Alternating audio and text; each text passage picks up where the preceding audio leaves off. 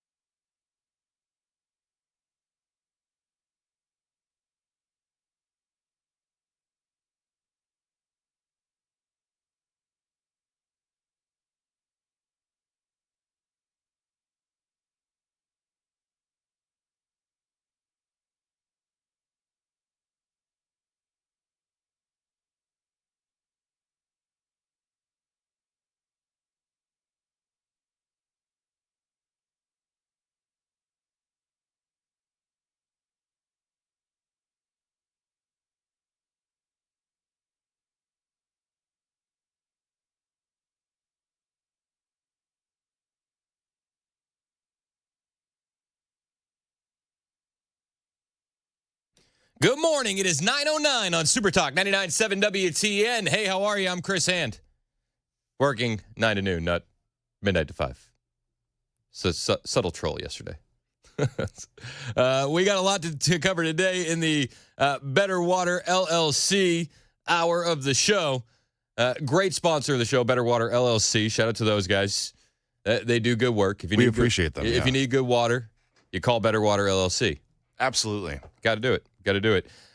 Joe Biden mulling pardons for just about everybody.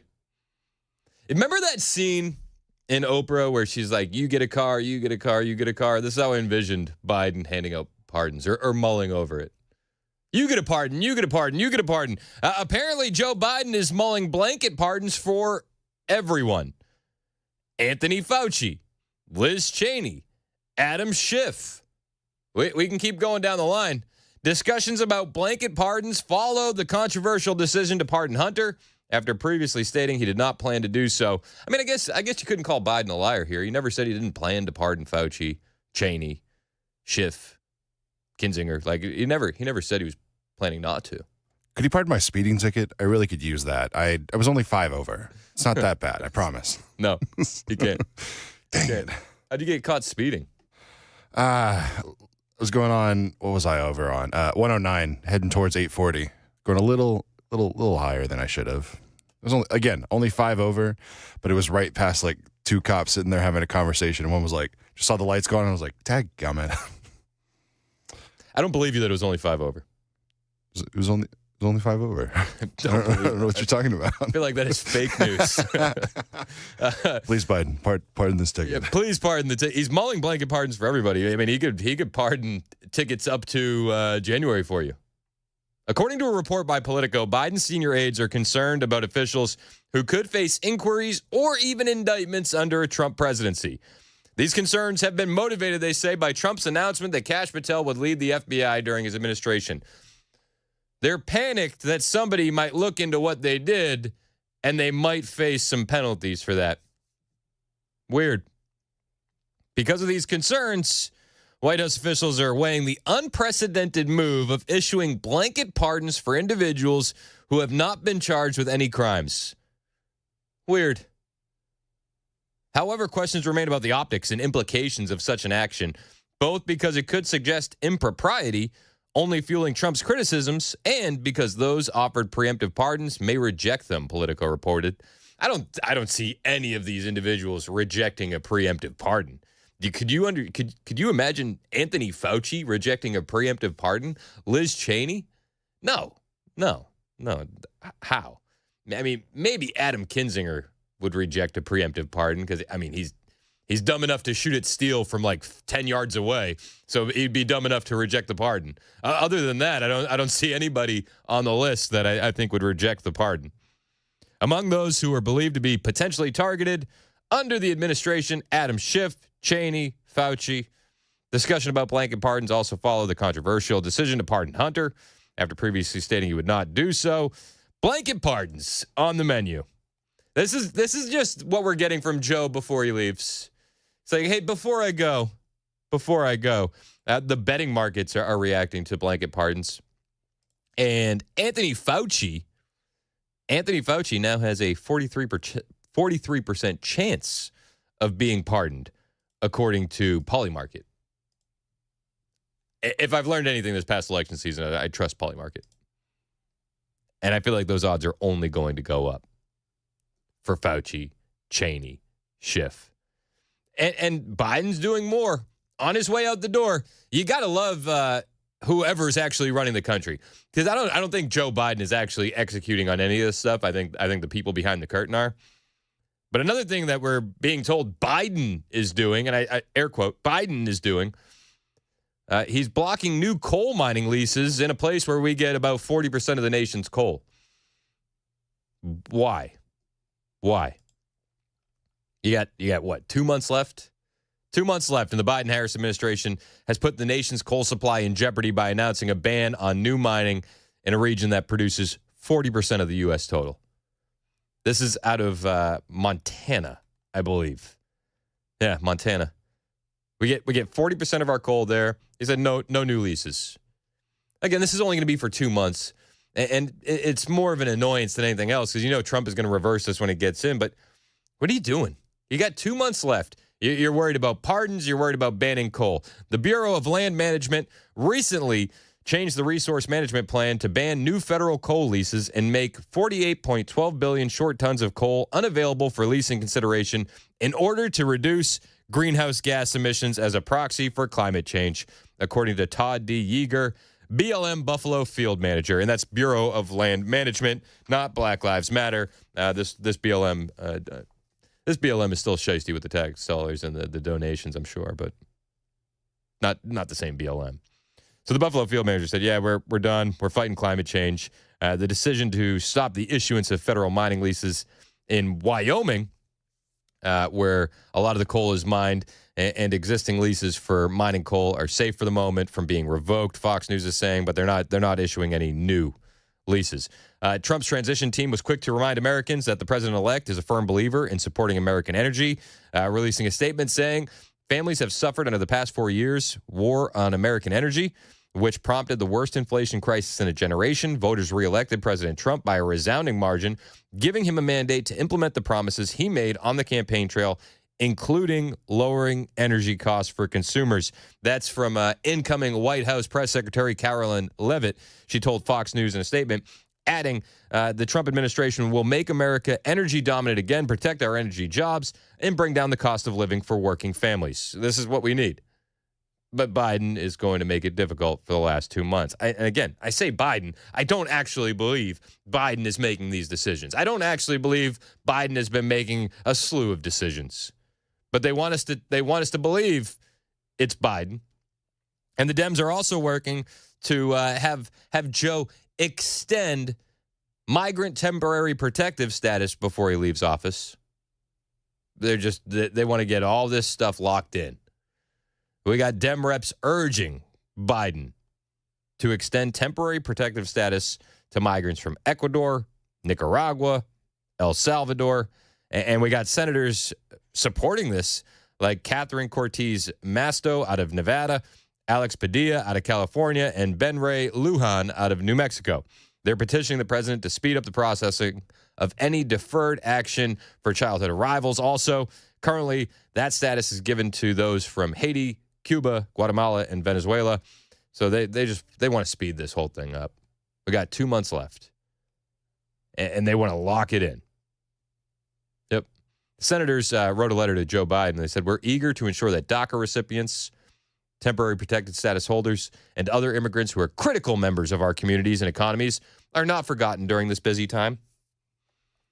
They insisted that the worsening crisis in countries around the world, including Ecuador, Nicaragua, and El Salvador, continue to endanger hundreds of thousands of people. Nationals from these three countries cannot return home due to severe circumstances on the ground. Ecuadorians face horrific levels of violence that has only surged in recent years. I'm sorry that they're dealing with that. But you know what? Our major cities are dealing with a surge in violence too because of all these migrants that have been imported. So sorry, like we got to go America first. I'm sorry. And you're not going to help Ecuador by getting anyone smart enough to leave the country out of the country. They're not going to have anybody left to rebuild. Brain drain is a real thing. In a lot of these countries, brain drain is an absolutely real thing. You got to go back. The senators also cited both political and environmental conditions in El Salvador to continue justifying temporary protective status. It's too hot. It's too cold. This is what they want. This is what they want.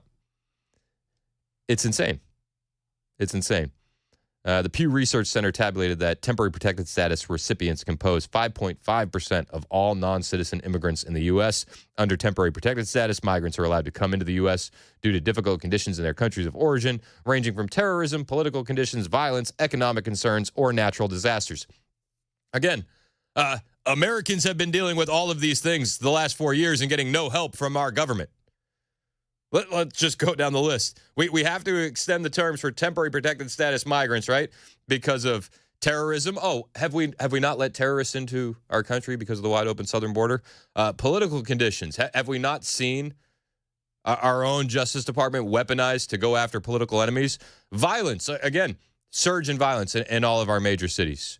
Economic concerns. I've had a few of those. I know you have as well these last 4 years. Or natural disasters. Again, Western North Carolina, they're still living in trailers and tents, and it's winter now. But we have billions for Ukraine, and we have billions upon billions for all of these temporary protected status migrants. This is what the Democrats want to do before Biden is out the door. They want to make sure that we extend that temporary protected status for these migrants. They want to make sure that the Green New scam is flourishing, and they want to make sure that all the criminals in the Democrat Party aren't held accountable for their crimes. You got to love it, don't you? Again, I don't believe this is Biden doing it. I mean, just yesterday, a video was circulating on X. Biden is meeting with African leaders, and he totally falls asleep. He falls asleep at the table. Like, not just a little bit, not dozing. He was asleep. And this is after he pledged over $1 billion in aid to Africans being displaced by droughts. $1 billion in aid for Africans displaced by droughts, but we don't have any aid for the people in Western North Carolina. Again, I don't think Biden is making these decisions. Somebody's making them for him. The guy falling asleep at the table is not in control. He is president in name only. Insanity. However, people are standing up against him. Mike Johnson has something to say about more Ukraine funding. I'll tell you what that is when we get back. It's 9:21 on Super Talk, 99.7 WTN.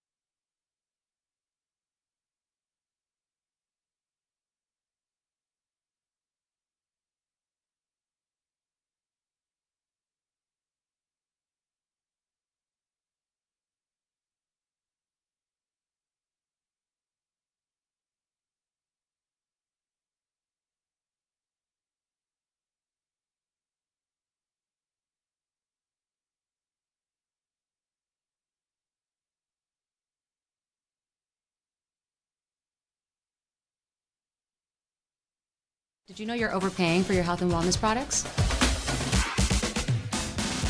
With over 20 company-owned brands offering its members vitamins, supplements, wellness, and skincare products, you're able to save up to 70% off retail. Members Nutrition can't change your life, but we can change the way you live.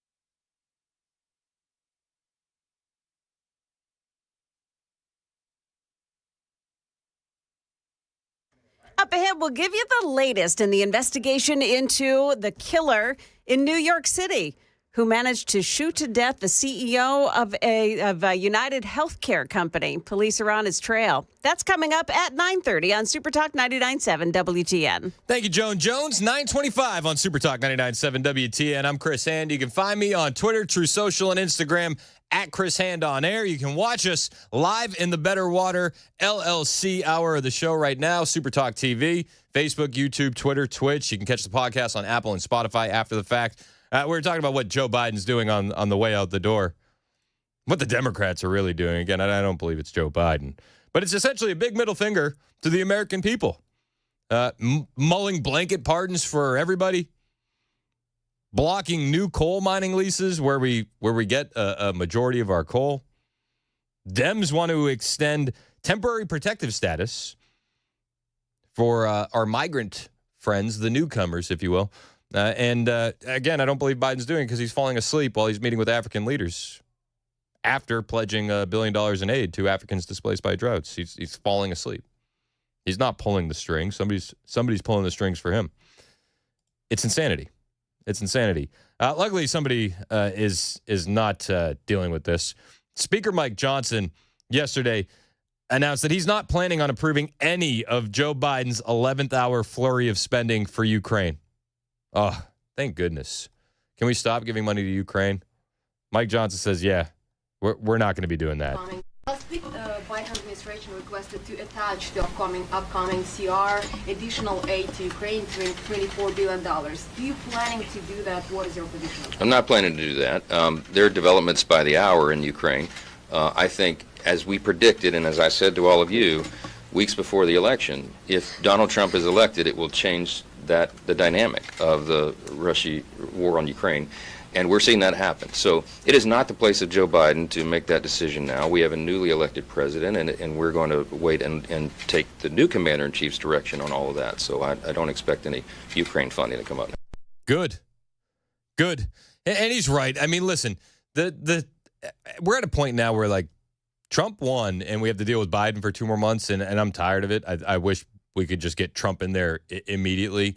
This 3-month window of transition of power just feels like it's too large these days. I don't know if we need that long of a transition window anymore, but good on Mike Johnson saying, no, we're not going to be taking Joe Biden's lead in funding Ukraine. It seems like all Joe Biden and the Democrats wanted to do is intensify that conflict, whether it's, green-lighting missiles that can fly into Russia that we're providing or green-lighting mines. It seems like they want that to escalate. And Biden has envisioned a lot of spending for Ukraine in the last month. He asked Congress for $24 billion last week. Monday, it was revealed that his administration is sending another $725 million in military assistance that could include more of those long-range missiles that Ukraine is directly flying into Russia. And he also wants to forgive $4.7 billion in loans to Ukraine. Insanity. I'm glad Mike Johnson said, no, we're not going to do that. The Biden-Harris administration repeatedly expressed its desire to Trump-proof its Ukraine policy by creating a political consensus that Zelensky needs to continue to receive aid even after Trump becomes president. President Biden will make the case that we do need ongoing resources for Ukraine beyond the end of this term. National Security Advisor Jake Sullivan told CBS News Face the Nation earlier this month. The New York Post noted that. I mean, we've spent under Biden-Harris $64 billion on direct military assistance to Ukraine as of November. And last month, the administration made that decision to approve the use of U.S. missiles. We need to stop escalating this conflict, and we need to push for peace. Donald Trump is the guy to do that. And Mike Johnson says, yeah, we're not going to let you escalate this anymore. We're just not. Thank you, Mike Johnson. It's about time. All this dollars going to Ukraine. We could use it here. Anthony Blinken on TV saying between now and January 20th, every dollar at our disposal will be going to Ukraine. Mike Johnson saying, yeah, well, that stops on January 20th, and we won't be approving new Ukraine funding. I'm here for it. I know you are as well. It's 9:30 on Super Talk 99.7 WTN. My name is Chris Hand. We got a lot more to cover in the show. Charlemagne decided to take on Whoopi Goldberg over Hunter Biden, and cartels are raising prices. They're commanding bigger fees to smuggle migrants across the U.S. border, trying to cash in before Joe Biden leaves office. It's insanity. I'll tell you about it when we get back on Super Talk 99.7 WTN.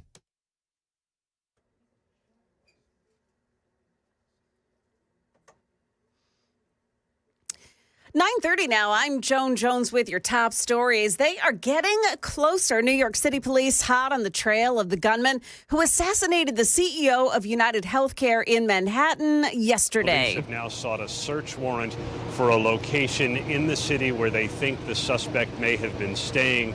And those words on the shell casings, deny, depose, defend, that's leading police to theorize that the suspect may have been angry with either United Healthcare or the insurance industry as a whole. Now, those words, deny, depose, and defend, they are eerily similar to the title of a book that was written in 2010 called Delay, Deny, Defend: Why Insurance Companies Don't Pay Claims and What You Can Do About It.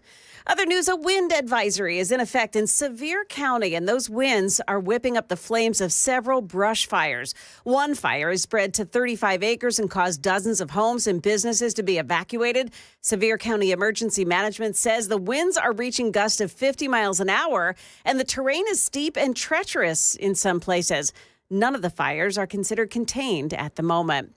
We have more now on those potential pardons coming from President Biden. President Biden and his senior aides are discussing the possibility of preemptive pardons for people who they think may be targeted under the incoming Trump administration. That's according to a source close to the president. Under consideration for a potential pardon, Dr. Anthony Fauci, former Congresswoman Liz Cheney, California Senator-elect Adam Schiff, General Mark Milley, the former chair of the Joint Chiefs of Staff. Also on the list, Lev Parnas, a former associate of Rudy Giuliani, who testified on Capitol Hill about Republican efforts to dig up dirt in Ukraine on President Biden and his son Hunter. Karen Travers, ABC News, Washington. That's the latest news. Weather is next. I'm Joan Jones, WTN News. Thank you, Joan. 9:32 on Super Talk 99.7 WTN. I'm Chris Hand. I want to tell you about my friends at USS, and I want to talk to you about concrete leveling. Do you need concrete leveling? Maybe you don't know what the warning signs are, but if you're seeing settling sidewalks or driveways or sinking slabs or patio steps, maybe your porch steps look a little tilted or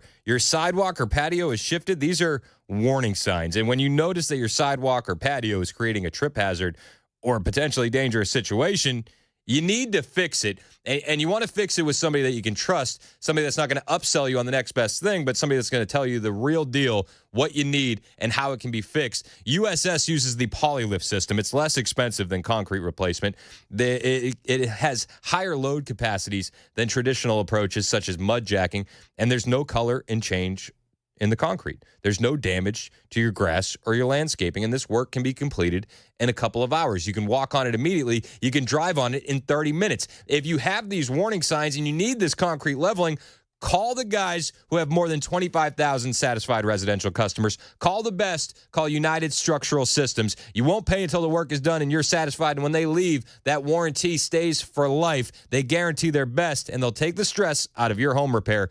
USS, 615-488-7855, United Structural Systems, 615-488-7855, online at USSTN.com.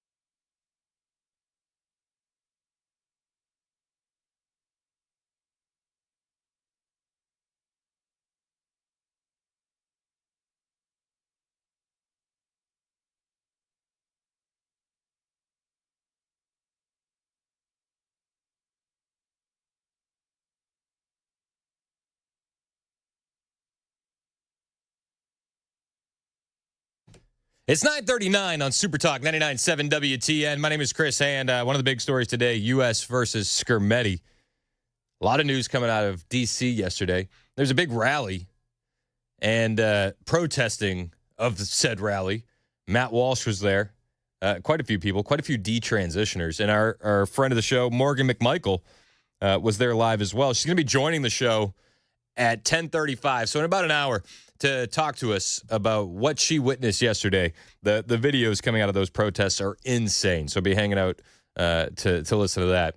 Morgan's always a great guest. She has a very, very cool perspective, being, female, Gen Z, and conservative. So she's going to break down what happened yesterday. We'll talk about that a little bit. Also, programming note, today, 2:05, Murphy is going to have on A.G. Skirmetti to talk about what he saw in the Supreme Court. So I'll deal with the outside.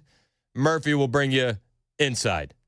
All happening today on Super Talk 99.7 WTN. Big thanks to our sponsors, Better Water LLC, sponsoring the show. Love all of our sponsors. If they advertise here, they're unafraid. Better Water LLC. If you need a water filter for your home business, call those guys. Better Water LLC. Charlemagne was on The View yesterday. Did you see Charlemagne? I refuse to call him Charlemagne the God.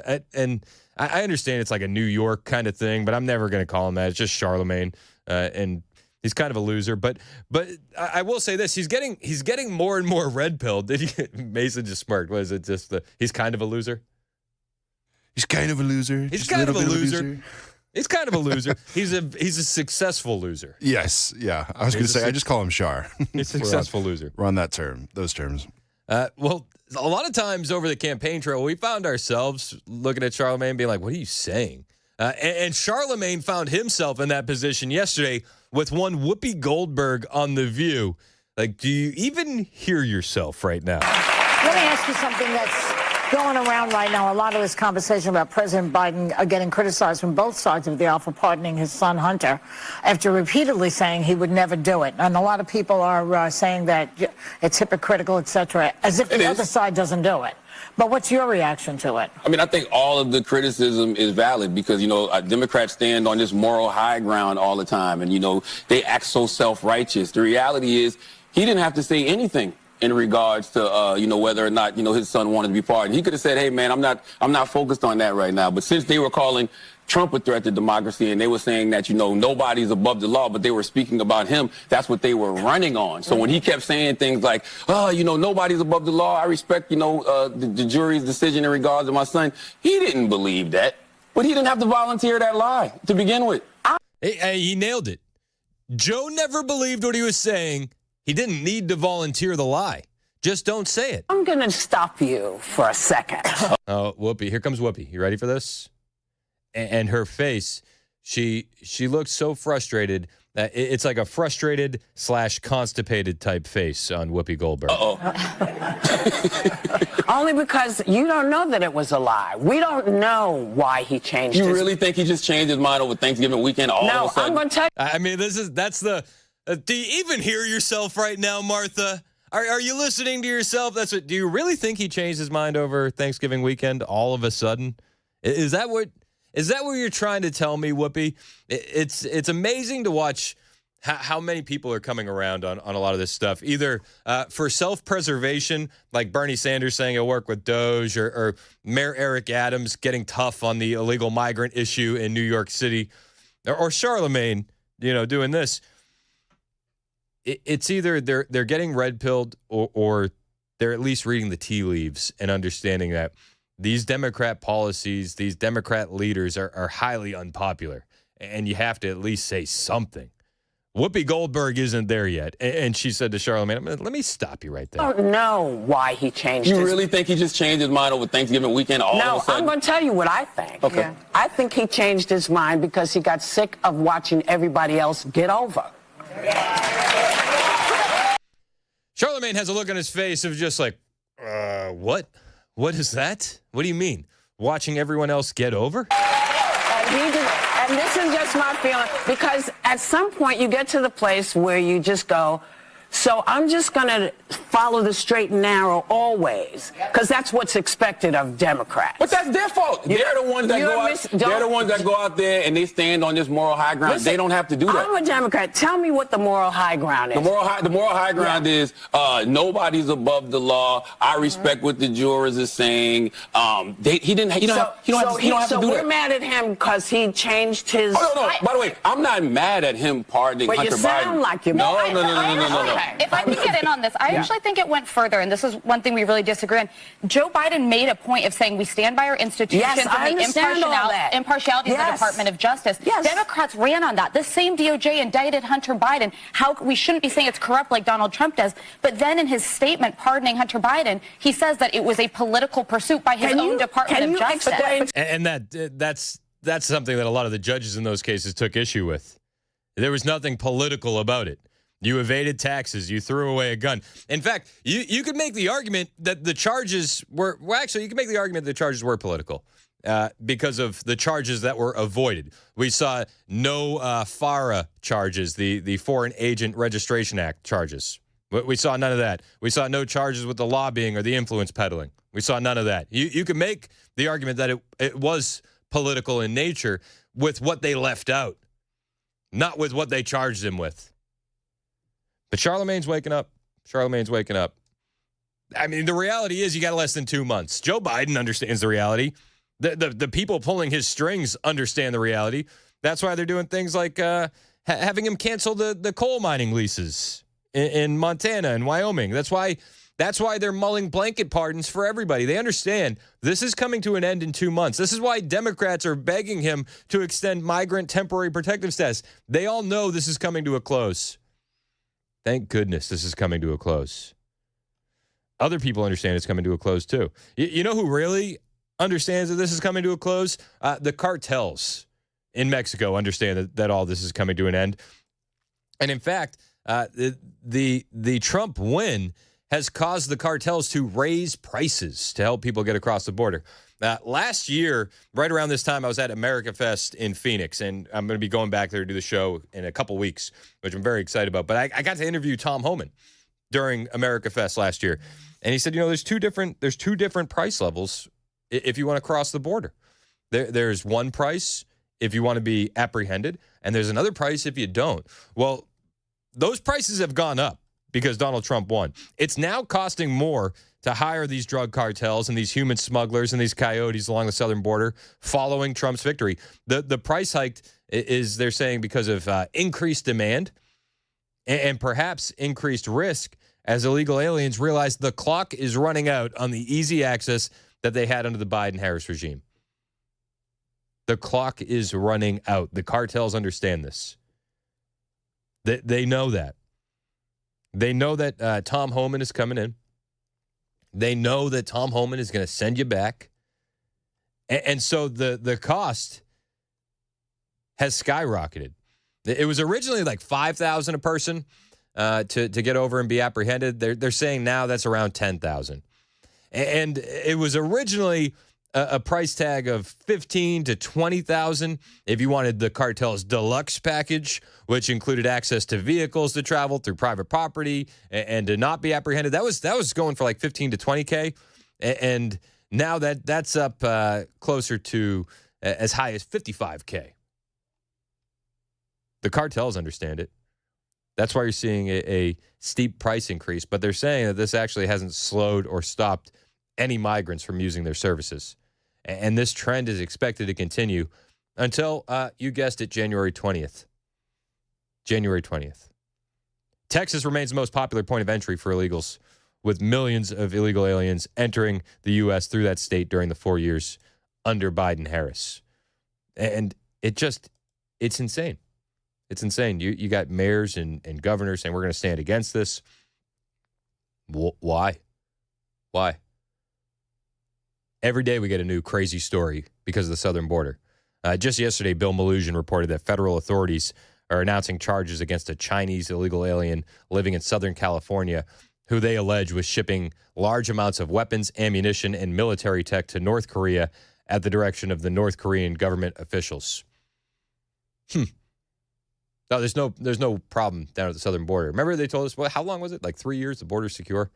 According to the now unsealed federal affidavit, Shenghua Huen, who was living in Ontario, California, successfully exported at least 2 shipments of firearms and ammunition to North Korea by concealing items in shipping containers that were shipped from Long Beach, California through Hong Kong, China to North Korea. It was August. Federal agents also seized from his home a pharma device, chemical threat identification device, and an Andre Deluxe near-field detection device, which is a handheld broadband receiver that detects known, unknown, illegal, disruptive, or interfering transmissions used for locating hidden and eavesdropping devices. Feds say he admitted he was planning to send both to the North Korean military. In September, federal agents seized from a van outside his home 50,000 rounds of 9mm ammunition that he admitted he planned to send to North Korea at the direction of North Korean officials. Feds say as an illegal alien, Wen is prohibited from having guns or ammo. These stories are insane. These stories are not rare cases. These are the ones that we hear about. And I fear that they happen a lot more often than we do hear about them. Have you heard this one on mainstream media? ABC, CBS, NBC? No? Oh. Weird. Isn't that weird? You would think that they would be covering these stories. Yep. Stephen Miller says everything's going to change on January 20th. When Trump gets in office, when it comes to the southern border. I'll bring you those comments next. It's 9:51 on Super Talk 99.7 WTN.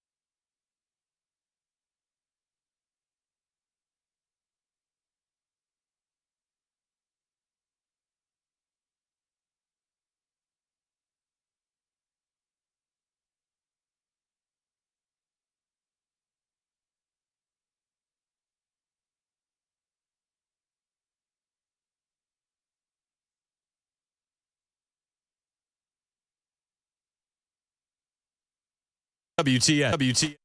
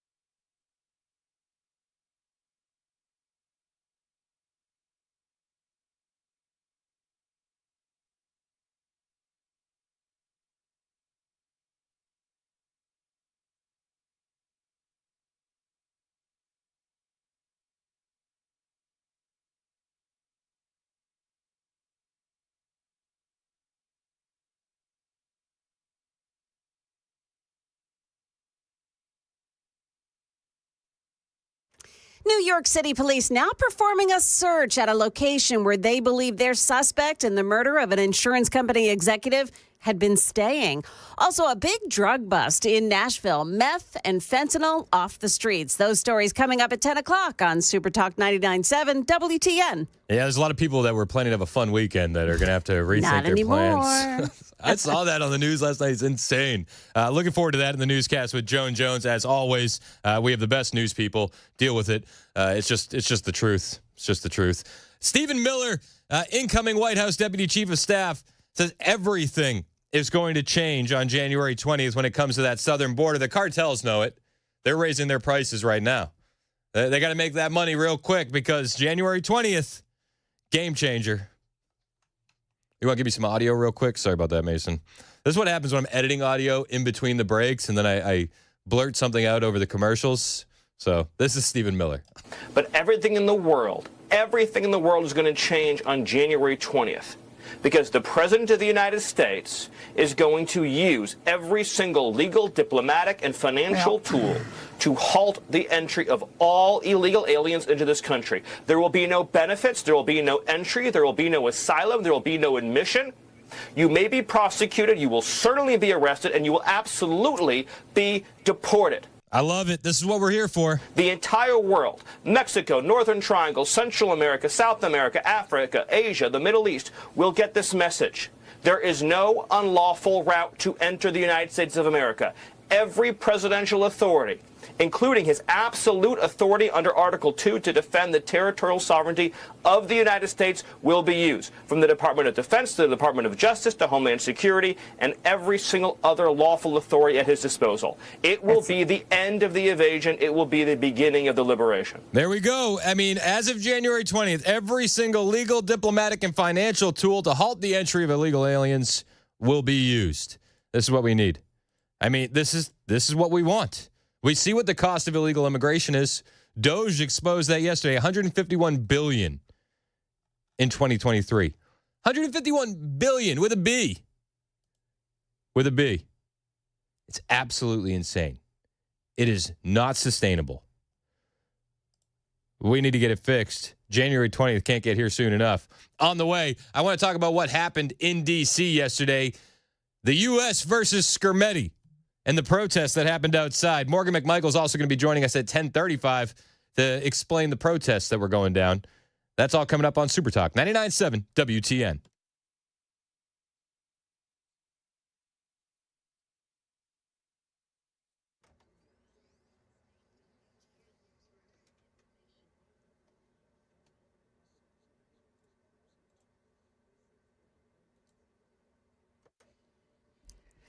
Good morning. It is 10 o'clock, and I'm Joan Jones with your top stories. A little bit of cloud cover, but it is only 32 degrees and a little bit on the chilly side with some winds as well. We've got the forecast in a couple of moments. An update now on the search for the man who shot and killed United Healthcare's CEO Brian Thompson yesterday. New York City police have just searched an Upper West Side youth hostel where the shooting suspect may have stayed. We're still waiting to hear from police if they have found any evidence there. Meantime, CNN's chief law enforcement and intelligence analyst John Miller said that there were only 2 bullets recovered with messages written on them. He's missing the third word. So if this is the maxim he's trying to tell us about, is that bullet still in the magazine, remaining unfired, that left with his getaway?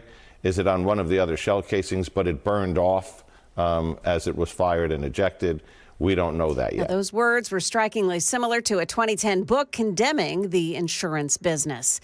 Here in Nashville, a major crystal, meth, and fentanyl operation has been busted up. Police Chief John Drake announcing that 13 people have been arrested and 800 pounds of meth and 24 pounds of fentanyl were seized. There's absolutely no doubt in my mind that Nashville is a safer place today because of the incredible work and the 1,000 law enforcement hours that have gone into this investigation, all by detectives who care about this community and, despite whatever may happen politically, are invested in the safety of Nashville and in Middle Tennessee. He says those drugs flowed from California into Nashville. Metro Nashville police arresting one person apparently connected to several fires that erupted at an Antioch apartment complex overnight. The complex is off Bell Road, where firefighters were last seen dousing the embers. One building was destroyed. 2 trash dumpsters also set on fire. The building was vacant and no one appears to have been injured. Ahead of the opening bell earlier this morning, we learned that initial jobless claims rose last week. In all, 224,000 first-time claims for unemployment benefits were filed, an increase of 9,000 from the week before. The 4-week moving average, which gives a clearer sense of the overall trend, was slightly higher in data released by the Labor Department this morning. ABC's Jim Ryan there. That report may be behind some losses on Wall Street today. Market Numbers Report brought to you by Beacon Capital Management, online at beaconcm.com. We've got the Dow down 75 points right now, the NASDAQ falling 12, S&P 500 indexes -5. That's the latest news. Weather is next. I'm Joan Jones, WTN News. The guaranteed offer is the easiest way to sell your home. It's really simple. We bring you an all-cash offer. You close in as little as 21 days. No home inspections, no lock boxes, no open houses. Go to markspain.com to get a guaranteed offer and start packing.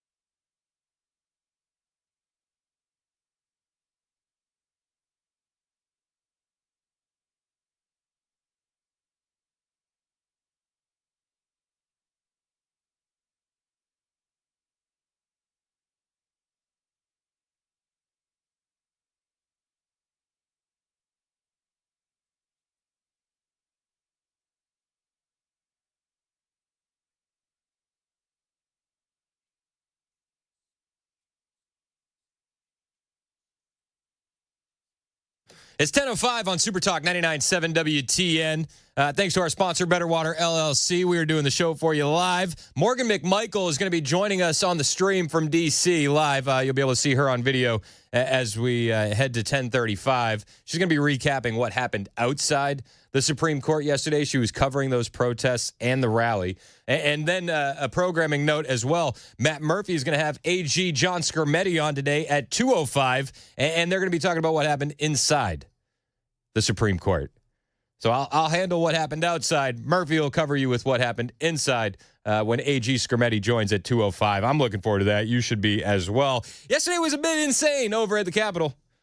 I don't know if you saw this, but there was a group of men pretending to be women and LGBTQ queer activists holding a dance party inside a women's bathroom on Capitol Hill to protest banning men from women's bathrooms. That was a bit insane. Libs of TikTok posted that about 12 hours ago. But we had a lot going on yesterday. I mean, so we had U.S. versus Skermetti. They're discussing the ban on transgender care for minors in the United States and in Tennessee, the ban that we enacted, SB 1. Matt Walsh was there holding a rally, and while there were a lot of people on his side, there were many activists protesting him as well, and Matt had a message for those trans activists. Now, third, finally, with all that said, I actually agree with the premise, sort of. This case is about the rights of children. It's about the right of a child to be protected from the gender butchers. That's what it's about. Children have the constitutional right, the human right, the God-given right to live and grow and learn about themselves and the world without being indoctrinated and exploited by people who reject the fundamental realities of existence. Matt isn't saying anything that should be controversial. And Matt has been, a champion of this cause for a long time. I'm a huge Matt Walsh fan, for the record. What he's done to advance this discussion, you can't say enough good things about Matt Walsh. You honestly can't. I've never met him personally. I would love to shake the guy's hand and just say thanks for what he's been doing for our kids. And you hear him as he's trying to be trans activists are trying to drown him out because what he's saying is so dangerous. Yet what he's saying is just factual. These kids do have a right to grow up safely without mutilating their bodies forever because of this radical trans ideology. These kids should become adults, and then if you want to make your decisions, make your decisions. But you need to have an opportunity to grow up first. Children have a right to go through phases, to have moments of confusion and discomfort in their own bodies, just like every generation of children before them, without that confusion being seized upon as a pretense to do irreparable harm to their bodies. Exactly. Kids need to be able to go through this stuff. The days of being a tomboy have drastically changed. My little sister was a tomboy. Now she's a wife, a mother, 3 kids. If we had lived in a woke, indoctrinated household growing up, maybe that tomboy, they would have said, wow, Jen, we should start calling you Jim. My daughter says this all the time. She's a real tomboy. And she says, Mom, what if I grew up now? Like they would tell me that I was a boy. Yes, and that you were stunning and brave while you did it. It's sad what's happened, but Matt Walsh is right. These kids should be able to go through these phases. They should be able to be confused. They should be able to grow through these growing pains and then come out on the other side, like all of us have. Like every single person that's ever lived has. Show me somebody that has felt comfortable in their own skin their entire life. I doubt you'll be able to find that. I doubt it. Every single person goes through this, but you have these woke activists that seize on this, and you have the medical industrial complex that seizes on this either for money or for clout. And it's disgusting. So to the trans activists over there claiming that this is all about the rights of children, I say again, yes, you're right, it is. They have a right to be protected from you. Amen. They do have a right to be protected from these trans activists. There's only 3 questions that you can never ask. It's how much does a woman weigh? How much does a man make? And why are these trans activists so interested in our kids? You're never allowed to ask that. We're never going to get the answer. It's insanity. It always has been. It always has been. So we have this case in the Supreme Court. CNN uses this opportunity to put emotional propaganda on the screen to try and sway their, 15, 20 viewers. And they had transgender kids on CNN last night to talk about these anti-transgender laws and its effect on their mental health. And just to warn you, this is absolute propaganda. There's no way around this. CNN aired blatant propaganda when they aired this. Concerns have you had about speaking out? That I'm going to be, murdered. One day I'm going to be walking down the street and somebody's going to come up and, shoot me or something. That's heartbreaking on so many levels. This is what appears to be a 6, 7-year-old, maybe 8, maybe as high as 10. I don't know. It's hard to tell. It's a young kid. And presenting as a female, it appears, so I would assume it's a boy. And you think about the psychological torment that these parents are inflicting on this child. This child is scared of speaking out because somebody's going to shoot them on the streets? Who would allow their kids to even believe that? These parents should be brought up on criminal charges. This is psychological abuse. This child should be placed in a loving home. This mother behind the child is crying and wiping tears away, and it's so heartbreaking that my child believes this because I've told them this. It's heartbreaking on a lot of levels, not for the reasons the mom thinks. It's heartbreaking because I think this mother is suffering from a little bit of Munchausen syndrome and probably posts on Facebook how brave her daughter is.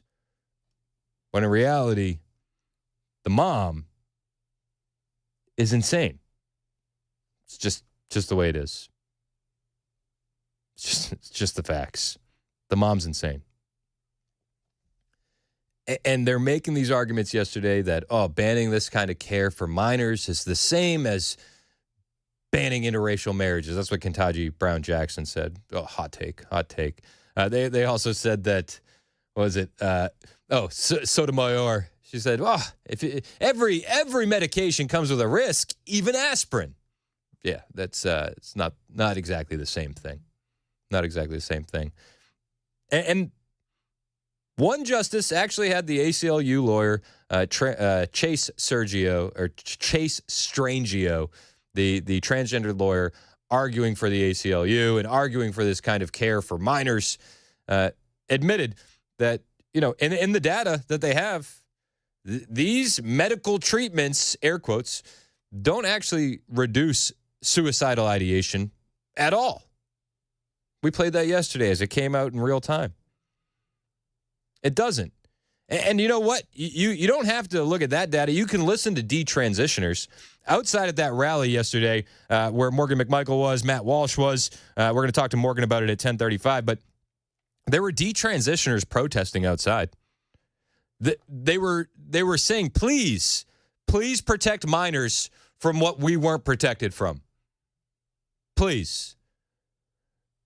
So do you believe the radical leftist activists, or do you believe the kids that went through this and realized after getting to the other side that it was an absolute mistake? So the Supreme Court heard the arguments yesterday. And I do think the Supreme Court is going to make the right choice.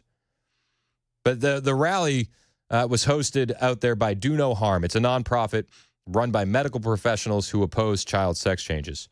And they want to stand up for children harmed by dangerous sex change surgeries and radical gender ideology. So they're out there in support of Tennessee, banning the practice of medical and surgical child sex changes. They're protesting the challenge by the ACLU and the lawsuit by Biden's Department of Justice. They're protesting the idea that this is some sort of discrimination on the basis of sex. And they were out there. They don't want these kids to go through it. Chloe Cole was out there. Chloe Cole is probably one of the biggest detransitioners. You've probably heard me mention her name before. I think Chloe Cole is incredibly brave. Everything is set up to silence and shut down these detransitioners. Nobody ever hears from the detransitioners. CNN will have a panel with young trans kids and their insane parents that are putting them through this. That's fine. But they'll never have a panel with detransitioners because Chloe Cole would get up there and she would explain to you exactly how the medical industrial complex duped her and her parents. So Chloe Cole was out there yesterday. And she's been traveling around the country to speak about her experience and to fight to stop this practice. Chloe Cole had her breasts removed. And about, it was like she said it was like a 3-year window where she thought, I'm actually a boy. She had been love bombed online where, you get, try yourself with shorter hair. Wow, you look great. You look great. Man, try to wear boy clothes. Whoa, you look awesome. You look awesome. Wow, I think you might be the opposite gender. Chloe Cole got that online. And then when she talked to her parents about it, I don't feel comfortable in my own skin. Well, mom and dad said, well, we'll go to the doctor. And the doctor said, what, do you want to lose your daughter to suicide or do you want your daughter to become a boy? Those are the options you have. That's how evil the medical industrial complex is. And those parents were duped. Chloe Cole's story is incredible. If you ever have the time to listen to her on a podcast describe it's really heartbreaking when you hear not just what she went through, but what her parents went through. A lot of times we think that the parents of these kids are evil. And I'll be honest, I'll be the first to say a lot of them are. A lot of them are. Like these moms on CNN with their kids that are transitioning, I have no patience for them. I feel like they're evil. I do. But there are a portion of parents out there that are just as duped as everybody else by that medical industrial complex, that are lied to and sold a bill of goods and don't realize that what they're doing is creating a customer for life for the medical industrial complex. Chloe Cole's parents found out the hard way. It's sad. It's sad. But the rally happened yesterday. It was Matt Walsh, Chloe Cole, and more, the Do No Harm rally. Prisha Mosley spoke at the rally as well. Mosley is an Independent Women's Forum ambassador and detransitioner who gave birth to her first child over the summer, and she was speaking outside the U.S. Supreme Court in defense of the Tennessee bill. She testified on behalf of, and when it passed, she said states have a right to create laws that protect children. Yep, this is what we need to do. Mosley has sued healthcare providers that say that she says pushed her towards transitioning, despite having an underlying history of mental health problems. This is what nobody really discusses, that these surgeries don't ever fix the underlying mental health issues. And there's always underlying mental health issues. We had a detransitioner call into the show yesterday, JD. Follow him on Twitter. And he said, I found your show and I was listening to what you were talking about. I called in. And he said, it's just insane. It's just insane, the pressure that these doctors put on people, and they don't address the underlying root causes. JD said they never asked about my history of sexual trauma. They just pushed pills and transitioning. It's sad. Nobody looks at the underlying causes. Nobody. So Morgan McMichael was there yesterday, and she was faced with a lot of protesters, a lot of activists outside the Supreme Court, and this is what it sounded like. Someone trans youth is under attack.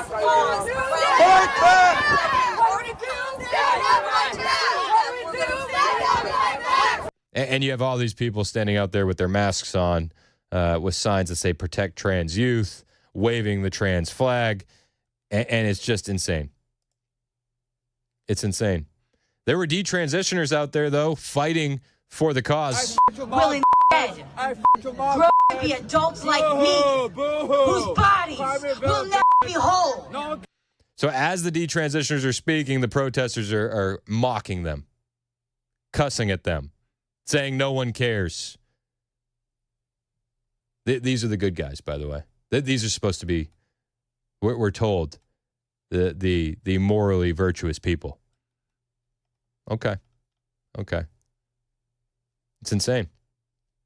Absolutely insane.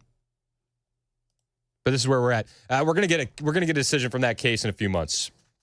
And I fully do believe that the Supreme Court is going to stand with Tennessee. Again, Morgan McMichael is going to be joining the show to discuss all of this at 10:35. At 2:05 with Matt Murphy, Attorney General John Skermetti is going to be joining the program to talk about what happened inside the Supreme Court. It's going to be a big day here on Super Talk. Hang out with us all day long. It's 10:21 on Super Talk 99.7 WTN.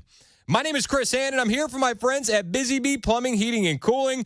If you need the best, you got to call Busy Bee. And they want to wish you a Merry Christmas from the entire family at Busy Bee. And they have deals better than cold milk and cookies this year. Busy Bee has a limited number of 14-SEER 1.5 to 3-ton split heat pumps for residential unit replacements for only $6,995. And it includes everything: labor, equipment, material, warranty. This system offers a great balance of energy efficiency and year-round coziness for your house. Or how about this deal? $69 for a mainline camera inspection from Outside Cleanout, or a free package upgrade for air duct cleaning. You buy that basic air duct cleaning, and they'll upgrade you to the next package level for free. This is the best deal in HVAC. I'm going to be getting that air duct cleaning myself. Lastly, you can get a $500 gift card after installation of a whole home main water or drain line replacement, or a whole home water or drain repipe. For satisfaction guaranteed, you know who to call. Your Rude Pro partner, Busy Bee HVAC, 615-775-7833, 615-775-7833, busybeehvac.com.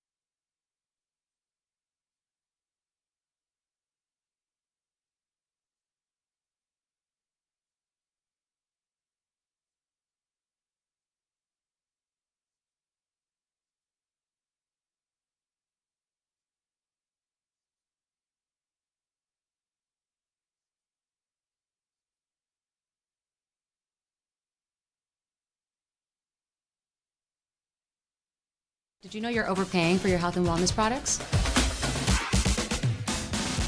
With over 20 company-owned brands offering its members vitamins, supplements, wellness, and skincare products, you're able to save up to 70% off retail. Members Nutrition can't change your life, but we can change the way you live.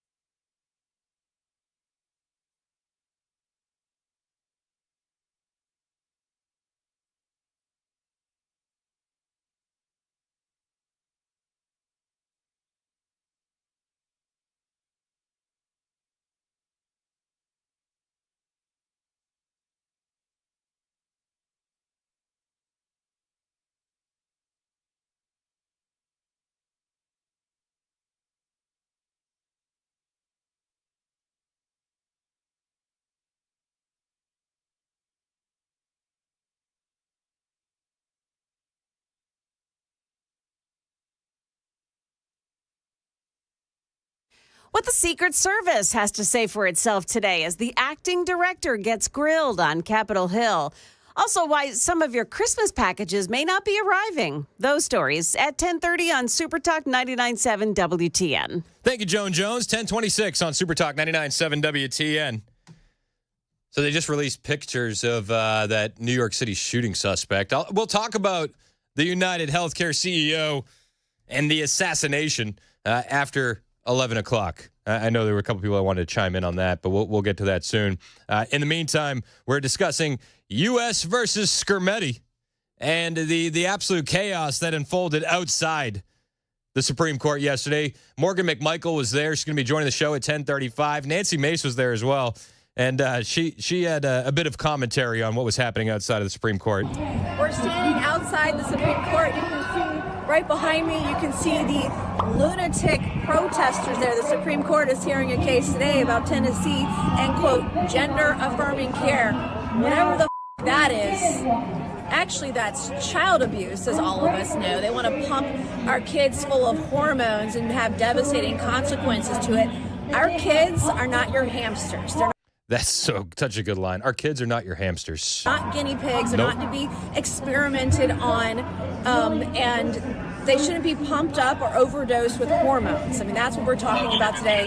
It's disgusting. It's going to do permanent damage to these children, and they don't need it, and they shouldn't have it. It shouldn't be paid for by the government either. It's nonsense, and these people are raging lunatics. Yeah, I mean, I couldn't have said it better myself.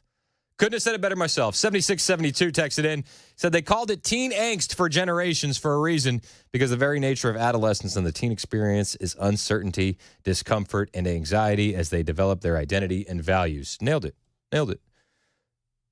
But people seize on that. The medical industrial complex seizes on that. Customers for life. Who doesn't want a customer for life? And they were making that argument yesterday.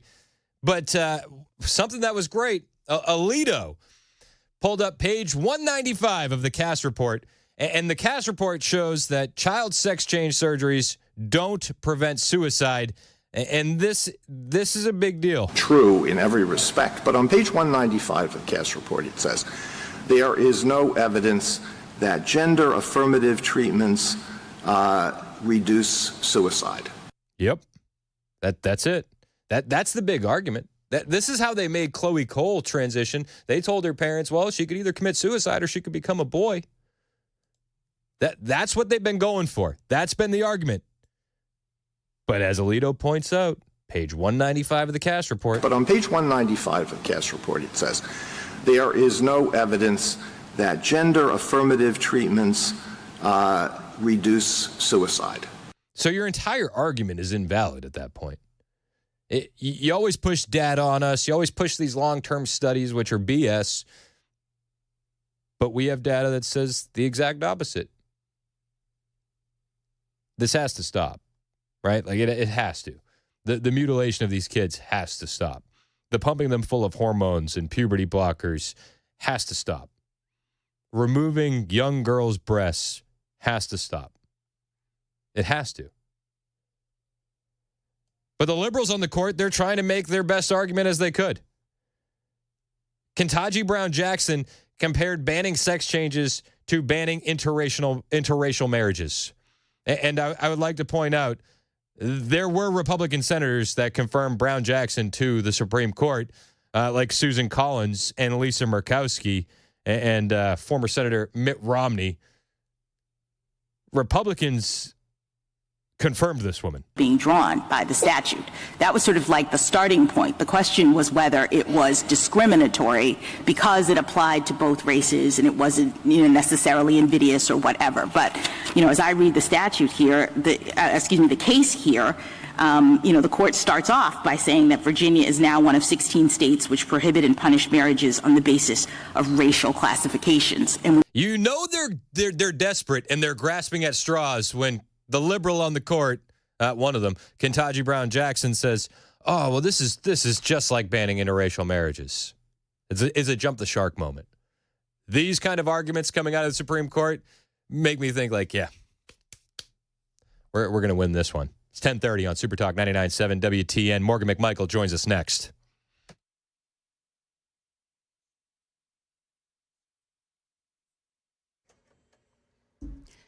Good morning, 10:30 now, and I'm Joan Jones with your top stories. The acting director of the Secret Service, Ronald Rowe is his name. He's testified before House lawmakers this morning on the failures of the agency at the Butler, Pennsylvania shooting of President Trump. July 13th was a failure of the Secret Service to adequately secure the Butler Farm Show site and protect President-elect Trump. So his testimony has left many asking, what about accountability? To be clear, there will be accountability, and that accountability is occurring. It is an extensive review that requires time to ensure due process. And the pace of this process, quite frankly, it does frustrate me. That hearing continues at this hour. Also happening on Capitol Hill at this hour, Elon Musk and Vivek Ramaswamy are meeting with House and Senate lawmakers to discuss their plans for Donald Trump's so-called Department of Government Efficiency. They're expected to attend the first Senate Doge Caucus meeting, which is chaired by Senator Joni Ernst of Iowa. Then they'll go to the other side of the Capitol for a bicameral event hosted by House Speaker Mike Johnson. Well, if you're waiting for a package to be delivered by UPS, listen up. A UPS facility in Athens, Tennessee, that's about an hour or so northeast of Chattanooga. It's gone up in flames, destroying 24 package delivery trucks and heavily damaging the building. It happened late at night on Tuesday. 2 people were inside that building. They both escaped unharmed. That's the latest news. Weather is next. I'm Joan Jones, WTN News. Thank you, Joan. 1032 on Super Talk 99.7 WTN. Are you looking for a Christmas gift for somebody in your life? I recommend the Glock store. Whether it's a new Glock or training sessions, that's the place to do it. And the shooting rooms, the Shoot 270 indoor shooting rooms are so unique. If you got a gun aficionado in your life, you got a guy or a gal that likes to train, and they haven't seen these rooms, you have to see them because they're rooms, not lanes. More on that in a bit. The Glock store isn't just a little department in some huge store where guns are just part of the business. At the Glock store, their primary purpose is to sell Glocks and train you how to use them. That's what they do. That's what they know. That's why they're good at it. So stop by, and they'll take time to show you why Glock is the most popular handgun in America by far. And then asked to tour the Shoot 270 indoor shooting facility. This is the only one in the country. There's none other like it. You see a lane range, is a lane range, is a lane range. Wherever you go, they're all the same. But the Shoot 270 private shooting rooms offer one-on-one personal instruction. You'll actually shoot less, but learn more. If you need a good gift for somebody in your life, book them a training session at shoot270.com. You'll be glad you did. They'll be glad you did. The Glock store, glockstore.com, shoot270.com. Minutes from the airport, worth the drive from anywhere.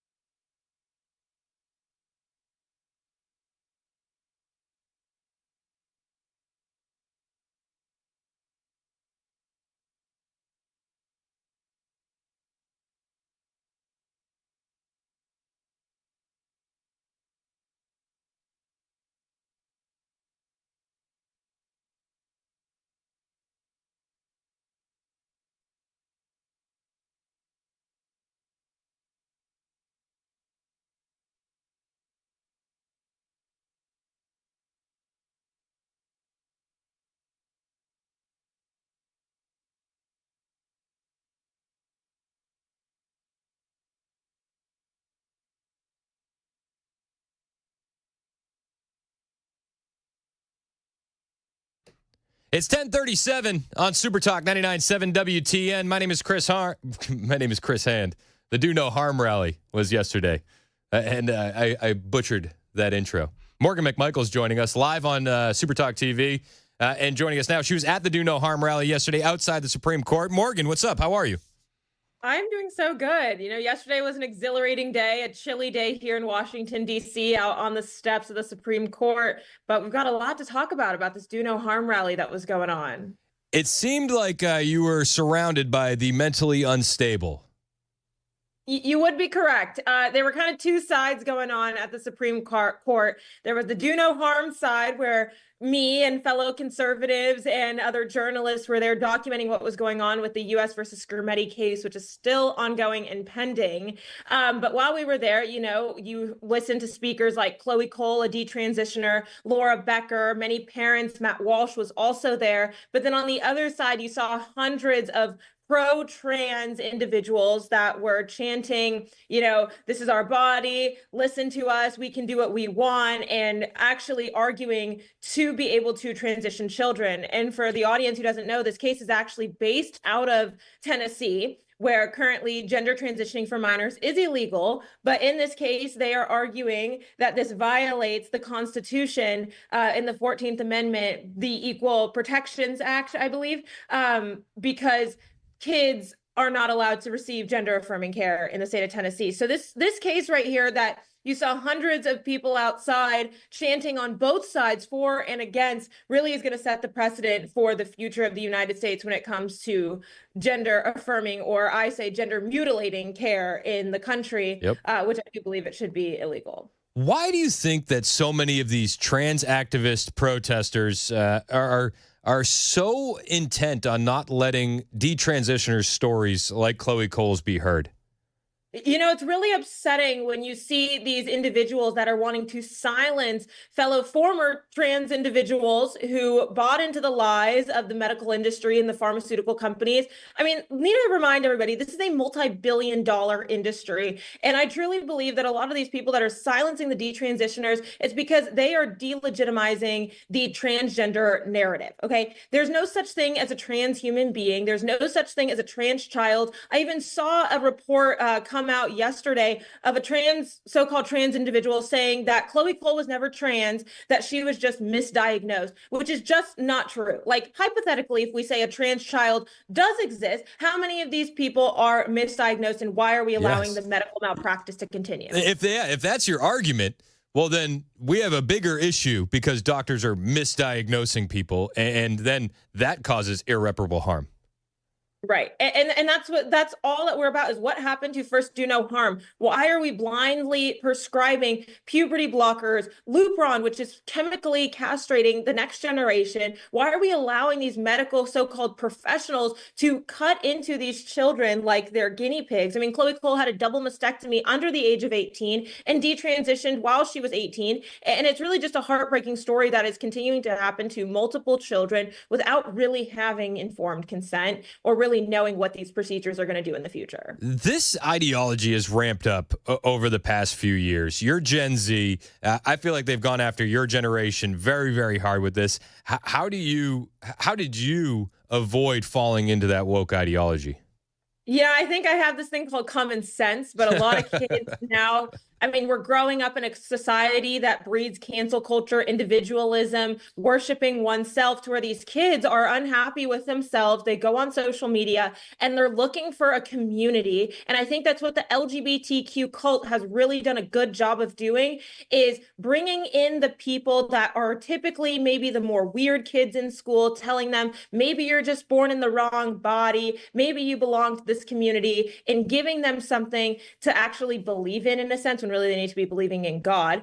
But, you know, it is this kind of cult-like mentality that is brainwashing these kids into thinking that puberty blockers and transitioning their gender is actually going to make them happy when they're unhappy. And I think we have a lot bigger issue going on in our country when it comes to mental health and misdiagnosing these children with gender dysphoria. I do believe that there are some cases of gender dysphoria, but when you look at the masses of how many children are being prescribed these drugs and how parents are being gaslit into thinking that their children will no longer survive if they don't put them on these drugs, is astronomical. Yeah, it's insane, and that's what happened to Chloe Cole's mom. That's what they told her.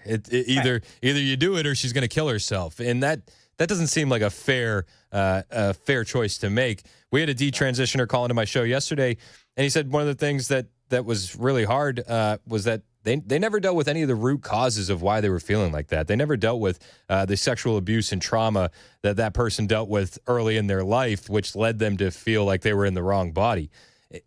Do you feel like that ignoring the root causes is really one of the reasons why we got here?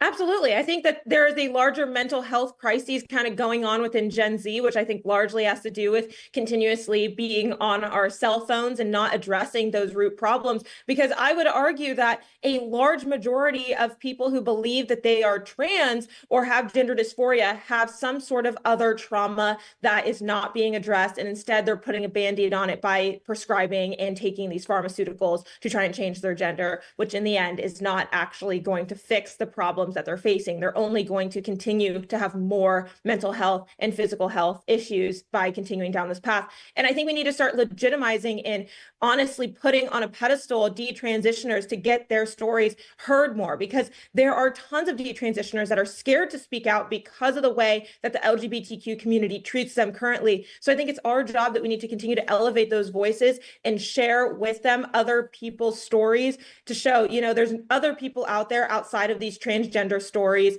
and people that have actually suffered because of the gender ideology that's continuously being pushed. I'm with you. It feels like the Rainbow Mafia doesn't want these stories getting out because it hurts their narrative. One of the things that I found actually disturbing, and we're talking with Morgan McMichael. She is a Turning Point USA contributor, and she's live in D.C. right now. She was outside of the Supreme Court yesterday during the Do No Harm rally and the subsequent protests. But while you were out there during those protests, you posted a video, and you said hundreds of trans kids activists are out here. But what was most shocking to me was seeing actual little kids on the side of the trans activists. How many young kids were out there? I mean, there were dozens. I saw multiple people bringing their children. I saw little boys wearing dresses, little girls dressing like boys, even grown adults who were self-proclaimed transgender people. And it was really disturbing to see young children being exposed to this at such a young age, talking about these vulgar topics. I don't think a protest or a rally like that, for or against, is really a place for a child when talking about kind of gruesome details and topics of surgeries and Lupron and the drugs that are going on. So it was quite disturbing to see dozens of children out there present, whether with their parents or their guardians, whether they're trans or queer kids. And there was even a mom that spoke that was wearing the trans flag, talking about how her son is transgender and that he would have died if he did not transition her. And I just think it's really heartbreaking to see so many lost souls and individuals that have truly bought into this ideology, believing that they're doing the right thing for their child when really they are permanently hurting them for the rest of their lives. Oh, it's absolutely heartbreaking when you see these young kids. CNN aired a segment the other night where it was emotional propaganda, but they had a transgender child with the mother behind him, and he said, "I'm afraid to walk down the street. That I might get shot because I'm transgender." It's like, how could you pump your kid full of that? And I guess one of the questions I would have for you is, you're on college campuses all the time. If you zoom out, you see these young kids in 10, 15 years, their voting age. How do we wake these kids up from that woke ideology? I want to note, yes, they're going to be voting in maybe 5 to 10 years, maybe even longer than that with a couple voting cycles, but they're not the majority. And so we just need to continue to, I don't want to say bring back bullying, but I think we just need to bring back common sense and actually have truthful conversations instead of allowing people to just shove fake narratives down everyone's throats. Like even on college campuses, why are we accepting the not normal and propping that up to be normal? And I think these people really just need to wake up in a sense and just continue to speak the truth, because the more that we do that, the more that the minority will realize, oh, we're really wrong. And then when it comes to transitioning children, we can't allow it to happen. Adults need to actually wake up and realize that they're, harming their kids. We need to continue to support legislation that is going to be banning this gender mutilation care across the country, like what Tennessee did. And I think the more states that follow to do that, the better off we will be in the future. Yeah, no, I agree. We're talking with Morgan McMichael, Turning Point USA contributor. One of the things you do is you go to a lot of campuses, whether it's high school, whether it's colleges. So I wonder, and you've been doing this for a few years now, I wonder kind of where we're at on those campuses. Do you see that we're trending in the right direction away from this woke ideology, insanity, or are we still trending in a negative direction? Overall. We are definitely trending in a positive direction. And I think the 2024 election was visual proof of that. Compared to 2016 and 2020, Gen Z is voting way more in the conservative direction. Not to mention Turning Point USA chapters have bloomed across the country, and we have had 10 times more chapters than we had before. I mean, exponential growth. And that just shows that students are actually eager and wanting to talk about politics more. And then when you're looking at voting patterns, kids are actually concerned about what's affecting them, the money in their wallet. And I think that's the number one issue when I was asking, what is concerning Gen Z voters? They really were concerned about the economy more than they were concerned about having legal abortions up until the third trimester, which is, what the Harris campaign really campaigned off of to Gen Z. And so I don't think Gen Z is as dumb or as lost as the left likes to say. I think they just are hungry for the truth, and we need to continue to expose that over the next 4 years to ensure a win in 2028 as well. Amen. Morgan McMichael, Turning Point USA contributor. We're going to be exposing some truth in a couple weeks. We got AmFest coming up. You're going, and we're going to see each other there. What are you looking forward to at AmFest? Oh, all the speakers. We have a phenomenal lineup this year. I mean, Ben Shapiro, Brett Cooper are going to be there, Matt Walsh, Charlie Kirk, of course. I mean, we have the biggest lineup ever. It's going to be a big party this year. I was a little nervous before November. I really thought we had the election in the bag, and I'm so glad that we did, because now it is a party and we get to celebrate all of our hard work with thousands. Conservatives. I had said that beforehand. It's like, is AmFest this year going to be a celebration or a funeral? It's like it's a celebration. Luckily, it's going to be a celebration. I'm very, very excited. Are we able to still get tickets if people want to make the trek out to Phoenix, December 19th to the 22nd? Yes, get your tickets, amfest.com, AMFEST. And if you use my first name as a code to get 25% off, MORGONN. Be sure you spell it right, Morgan with 2 N's and an O. But definitely be there December 19th through the 22nd. 4-day event. You won't want to miss it. Morgan McMichael, live from D.C. Where can we keep up with you and find your footage from these protests and watch what you're seeing on the ground out there in D.C.? You guys want to follow any of the work that I'm doing, Twitter, X, Instagram, wherever, spell my name out and you will find me, MORGONN. That's Morgan with an O and 2 N's. Morgan McMichael, thank you so much for taking some time, and thank you for being out there yesterday at that rally. We need more people like you out there spreading the truth. I appreciate what you do. Thanks, Chris. Hey, have a good one. Morgan McMichael on the stream there. It is 10:50 on Super Talk 99.7 WTN.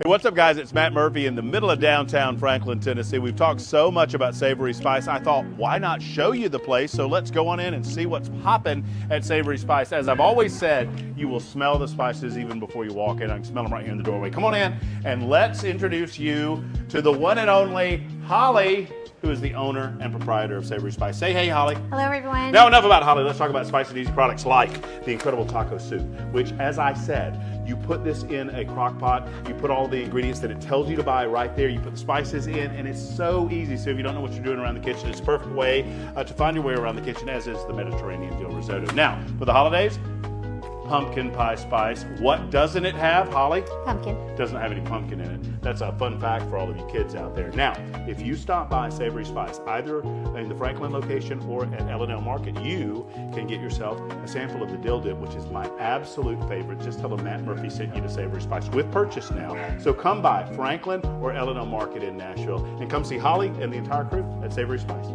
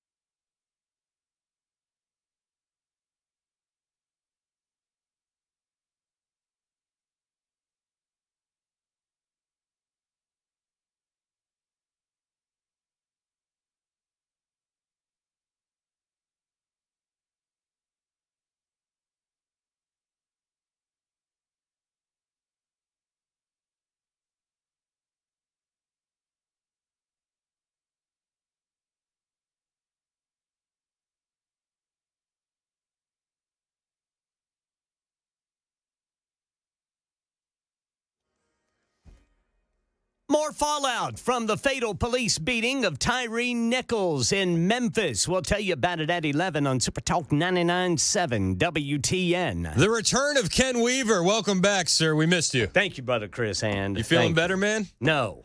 Oh, jeez. I know I am.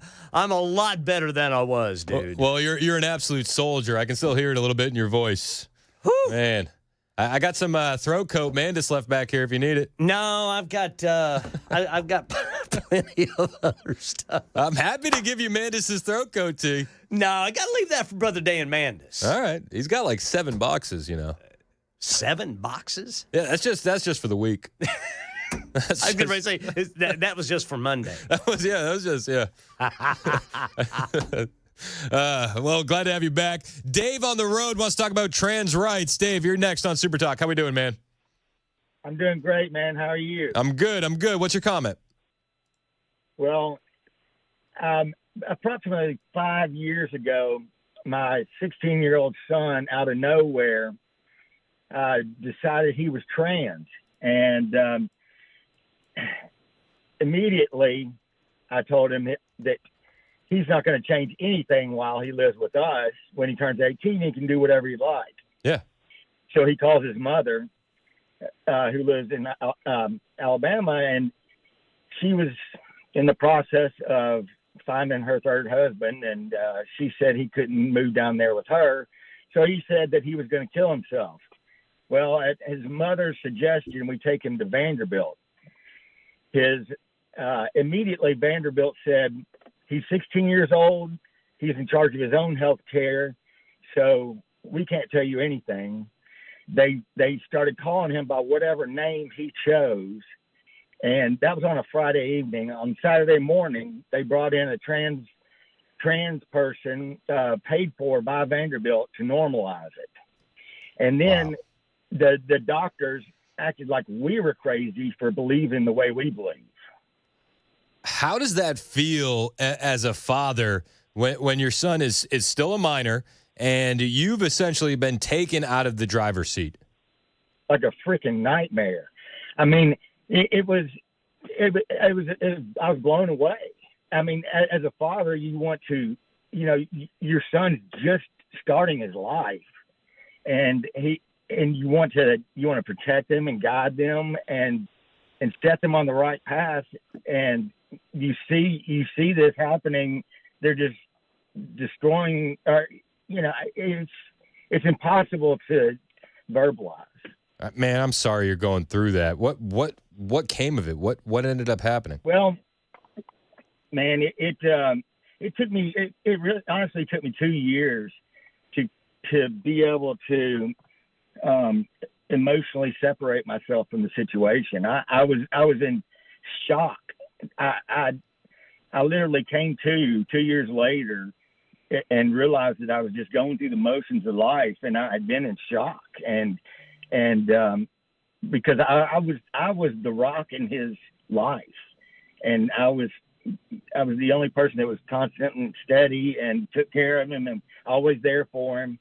And at this point, I couldn't be. A year later, he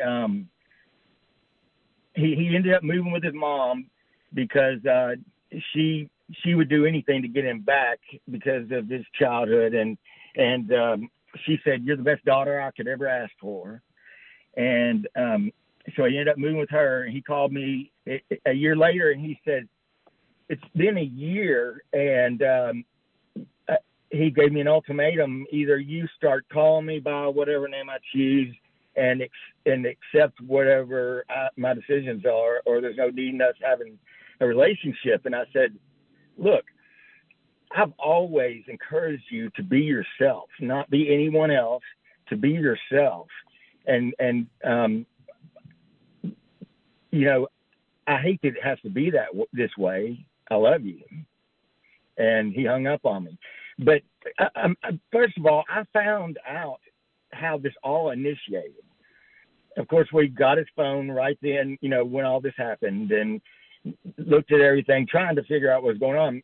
A kid said he was going through some stuff, at 16, and one of his friends said, "Maybe you're trans." That's how So it he starts. was- Hey, Dave, can we do a solid? I want to give you a little bit more time with this. I think this is a conversation that's actually fascinating. Can we put you on hold real quick and come back to you in a moment? You got it, man. Hey, I really appreciate it, Dave. Thank you for just having the courage to call in and share that story with us. And I want to give you as much time as you need to unpack it, because I think it's something that a lot of people don't get insight on and don't get to hear much at all. So I definitely want to hear from you. We'll continue this conversation with Dave right after we do the news with Ken Weaver, which starts right now on Super Talk 99.7 WTN.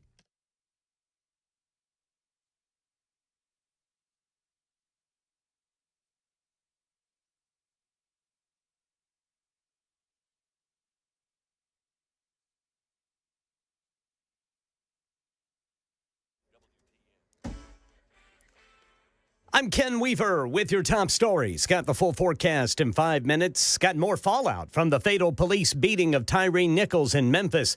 The Department of Justice threatening to sue the police department in Memphis over a pattern of what it calls excessive force following a federal investigation. U.S. Assistant Attorney General Kristen Clark saying today the city can and must correct issues. MPD officers unnecessarily escalate encounters with some of the most vulnerable members of this community, its children. 5 Memphis police officers were fired and charged with murder in the death of Tyree Nichols and indicted by a federal grand jury.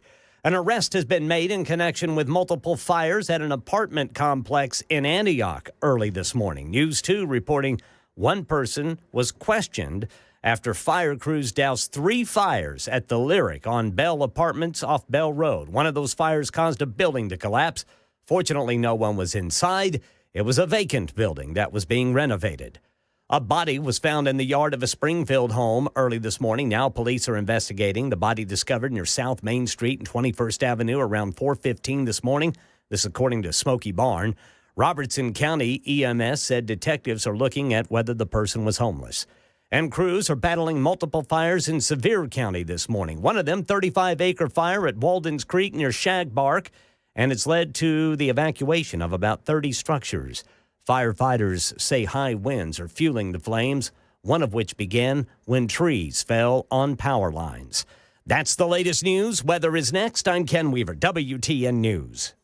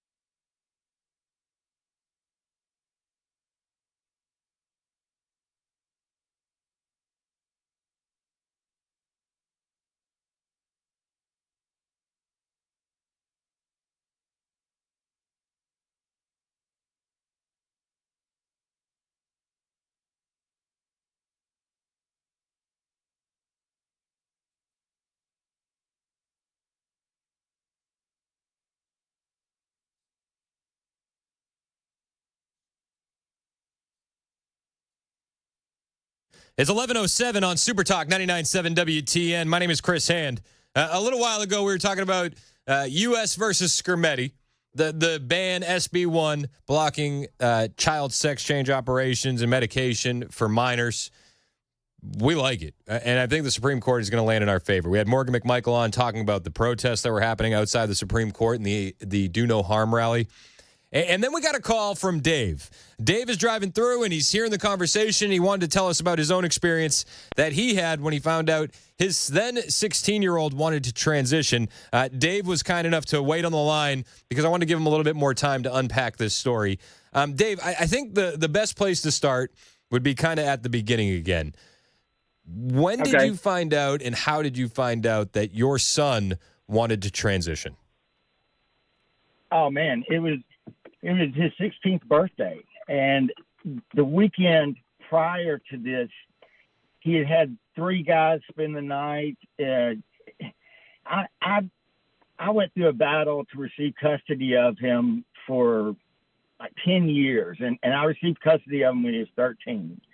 And needless to say, 16th birthday, out of nowhere, he says that he's trans, or that he's a girl. And what year was this, Dave? 5 to 6 years ago. Okay. And so as a dad, when your son says that to you, like what's your initial reaction?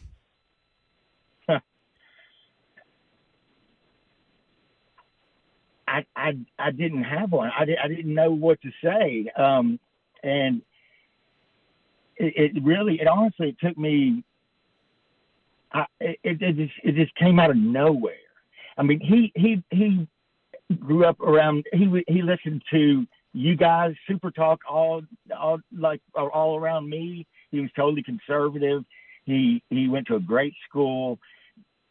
Came out of nowhere.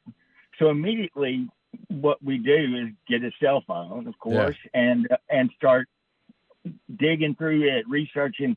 I found that he had been talking to on dark web, talking to some 40-year-old guy in Ireland that was giving him advice.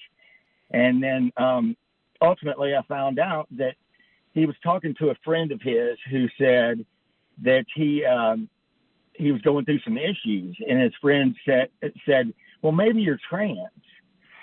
So he researched transsexual and read the definition, which I read the exact same definition that he did on his phone. I read it on his phone. And the definition was so general. It was something to the effect of you feel awkward in large crowds. You've always felt kind of out of place. And so essentially it's describing how every 16-year-old has felt at one point or another. Exactly. I said that definition is the same definition for anxiety. Yeah. And he said, no, it's not. And then he read through it and he said, yeah, it is. But he had already made his decision. And so immediately I said, look, you're not changing a thing while you're living with us. If you want to, when you turn 18, you can do what you want. But while you're living with us, you're not changing a thing. And I think that's reasonable. I don't think that there's anything wrong with that. I do want to touch on one thing. You said that he was talking to people on the dark web. I wonder if you could expand on that a little bit more, if you have the name of an app, or I've heard a lot of this stuff happens on Tumblr or Reddit. Where were these communications happening with the individual in Ireland, the 40-year-old man giving him advice? Honestly, Chris, I can't say. It's been so long. Okay. And I don't think that had not been going on for a long time. Or what I could see, tell, it didn't look like it had. But, yeah, that's just my curiosity. That's okay that you don't know. But let's fast forward. So your son says this, and you tell him you can't do it while you're here. Right. What's his reaction to you? Is it just anger at that point? And he was constantly, yes, it was constant defiance. I mean, he made our lives miserable day in and day out. So we immediately got into counseling. We got him into counseling. We got us into counseling, and all three of us in counseling. Yeah, like let's fix it by any means necessary. Like I think that's what you got to do, right? Whatever we need to do to get this figured out.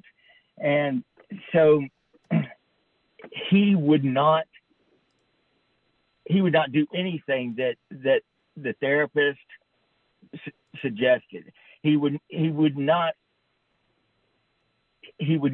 allow himself to visualize any other alternative other than transitioning into a girl. He would not allow himself to do that whatsoever. And so, I mean, he ended up in Vanderbilt for, I believe, a month in some kind of treatment or whatever, therapy, living in house. That didn't do anything. Another time, during this whole time we're in therapy, he said he was going to kill himself again, and they ended up taking him to Memphis for a month in the hospital, and he was defiant the whole time there, just being outrageous, trying to get kicked out. And it just got to a point where it was way out of control. And so at that point, his mother said he could move with her. So he did. And I wonder, and this is just my curiosity, and also, Dave, feel free to just say no to any of my questions if you don't feel comfortable answering them. But I think it's good for parents to hear this, and grandparents too. You know, we have a generation of grandparents raising their grandkids, so these are conversations that I think people need to hear to prepare themselves for something that they might see in the future.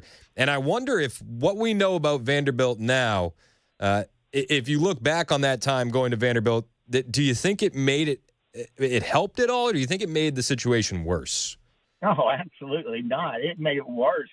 I mean, like I said, immediately when we got him there on a Friday night, Vanderbilt said he's in charge of his own health care, and we can't tell you anything. And the reason Vanderbilt did that is because they created a law in Tennessee that 16-year-olds are in charge of their own health care, so girls can have abortions without telling their parents. And anyway, and then the next morning they brought in a transsexual paid for by Vanderbilt to normalize it. And they absolutely, I realized immediately that there were two trains of thought on this, and there were those that believed that they should be able to transition their own bodies at any age, and the doctor, that's the way they believed at Vanderbilt at that time. And then they acted like we were crazy for believing the way we do, and that this there's something wrong here. It's not normal. It just feels evil. Are you guys religious? Was there a religious belief for your son growing up? Was faith consistent in the family during your early years? You know, again, feel free to say yes or no to any of these questions. I'm just more curious. I mean, he grew up in Franklin, Brentwood, when he was with me, and we at that time we didn't go to church every weekend as often, but when he moved with us at 13, we went to church every weekend. He was very defiant about going to church with us, and actually I go to World Outreach, and they got such an amazing kids network there. I mean, oh my gosh. Yeah. And that's the reason we started going there, is because we wanted, an outlet for him. And anyway, he was very defiant. Actually, he tried to say we abused him by making him go to church. I mean, it's so sad to hear this, and I can hear the pain in your voice, even though this is years removed now. Where are you guys today? How's your relationship today? Man, like I said, it took 2 years for me to be able to emotionally separate myself from the situation, which was the hardest thing I've ever done because, I mean, I delivered him personally. His doctor allowed me to do that. And I mean, we were so tight. I didn't think anyway. Today, it's he's still trying to get me to accept. He's wanting me to change basically, and me to change my morals, and I'm not going to do it. I can't do it. So we don't have a relationship. I tell him, I text him and tell him I love him and I'm always here for him. And he's always got a place, he's got a home, but I'm not going to force myself to accept something that I know is wrong. I hear you, Dave, and I really appreciate you taking the time to share your story. I think it's a story that needs to be heard. Thank you. What advice would you give parents out there who are in the beginning stages of this that you wish somebody had told you when you were in the beginning stages of this?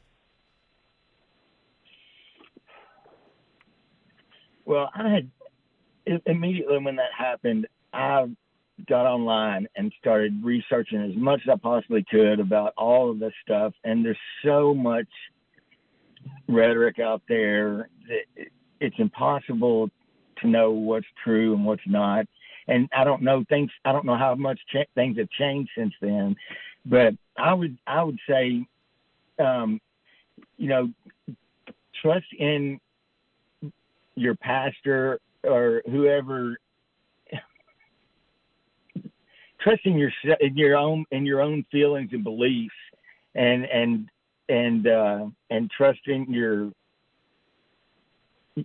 your pastor or your family, your church, whatever your belief system is. I just don't get lost in the internet rhetoric, and don't get lost in allowing other people to tell you what to believe. I think that's good advice, Dave. And again, I appreciate you sharing your story, man. I'll keep you and your family in my prayers. And anytime you want to call in, you are more than welcome to. Thanks, brother. Have a great day. Hey, you too, man. God bless. That's Dave sharing the story of his son when he found out he wanted to transition at 16. It's a powerful story. It is a powerful story. My heart goes out to Dave. I don't know how I would handle that as a father, and I hope that I never have to go through that with my boys. And but I think it's one of those conversations that you don't hear that from that point of view a lot. So I wanted to give Dave all the time in the world, and I thank him for calling in. It's 11:21 on Super Talk 99.7 WTN.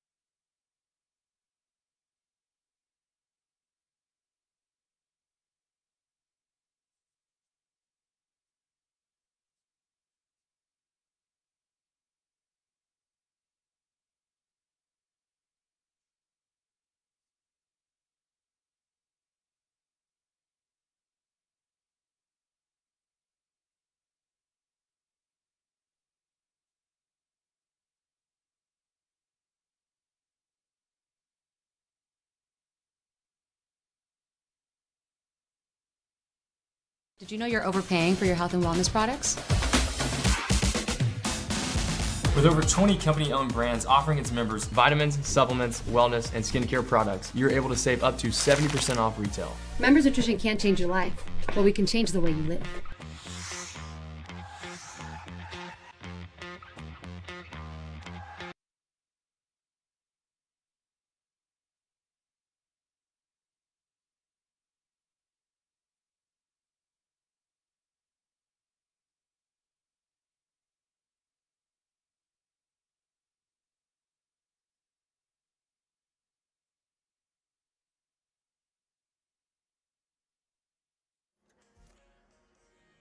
Continuing efforts in our nation's capital to investigate the Trump rally shooting in July. We'll tell you about it at 11:30 on Super Talk 99.7 WTN. Thank you, Ken Weaver. It is 11:25 on Super Talk 99.7 WTN. My name's Chris Hand. We just had a caller, Dave, sharing the story of finding out his son wanted to transition, and it was a heartbreaking call.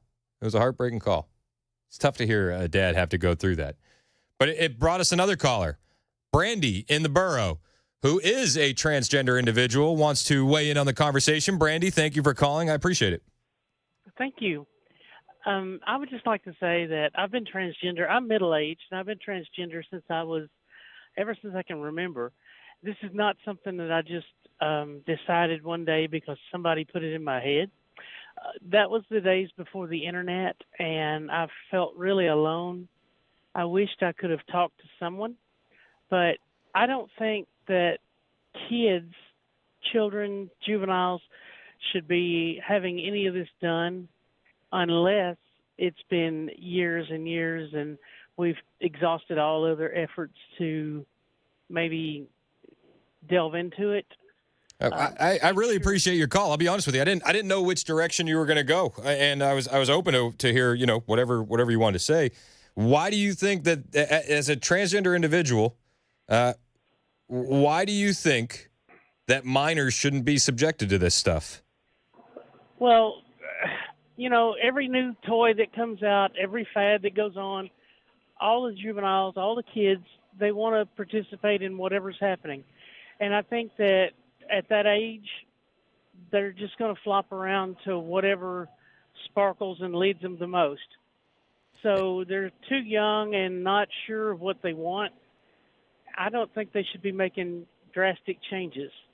Now, they need to be supported by all means, but that's kind of where that stops. In support, I mean,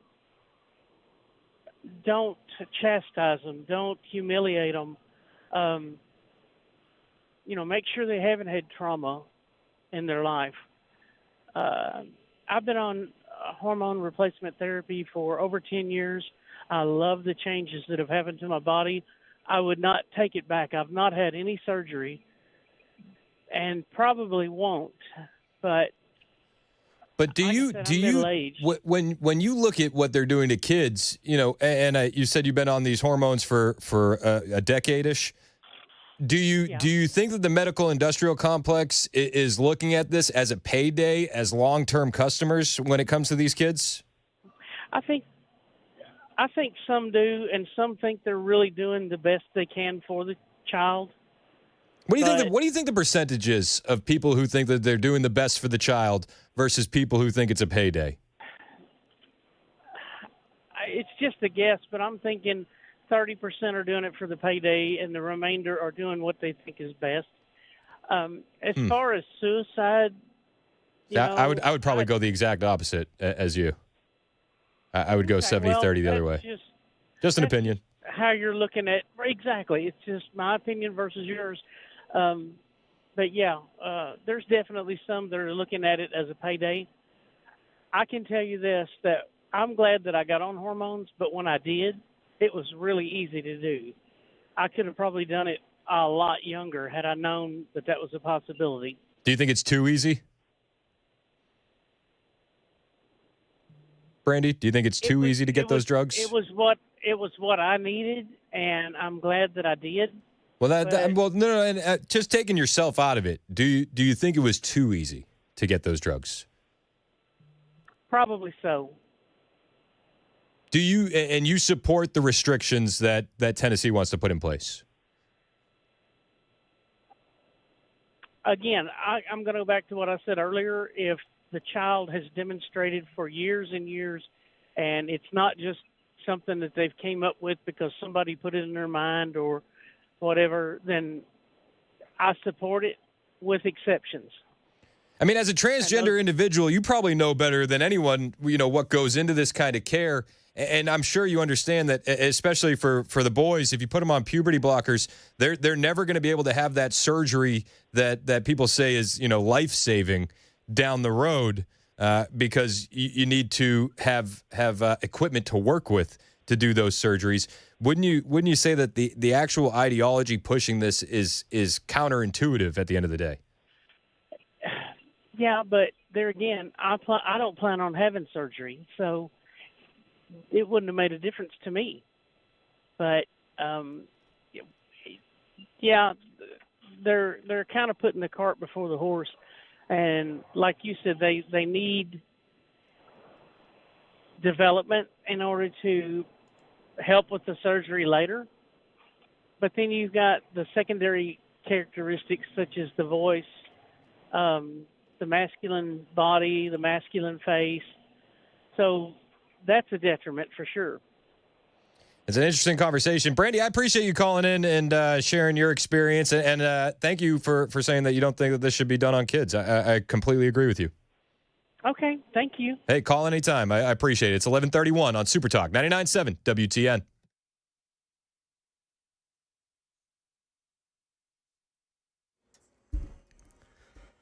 I'm Ken Weaver with your top stories. Got the full forecast in 5 minutes and more fallout from the fatal police beating of Tyree Nichols in Memphis.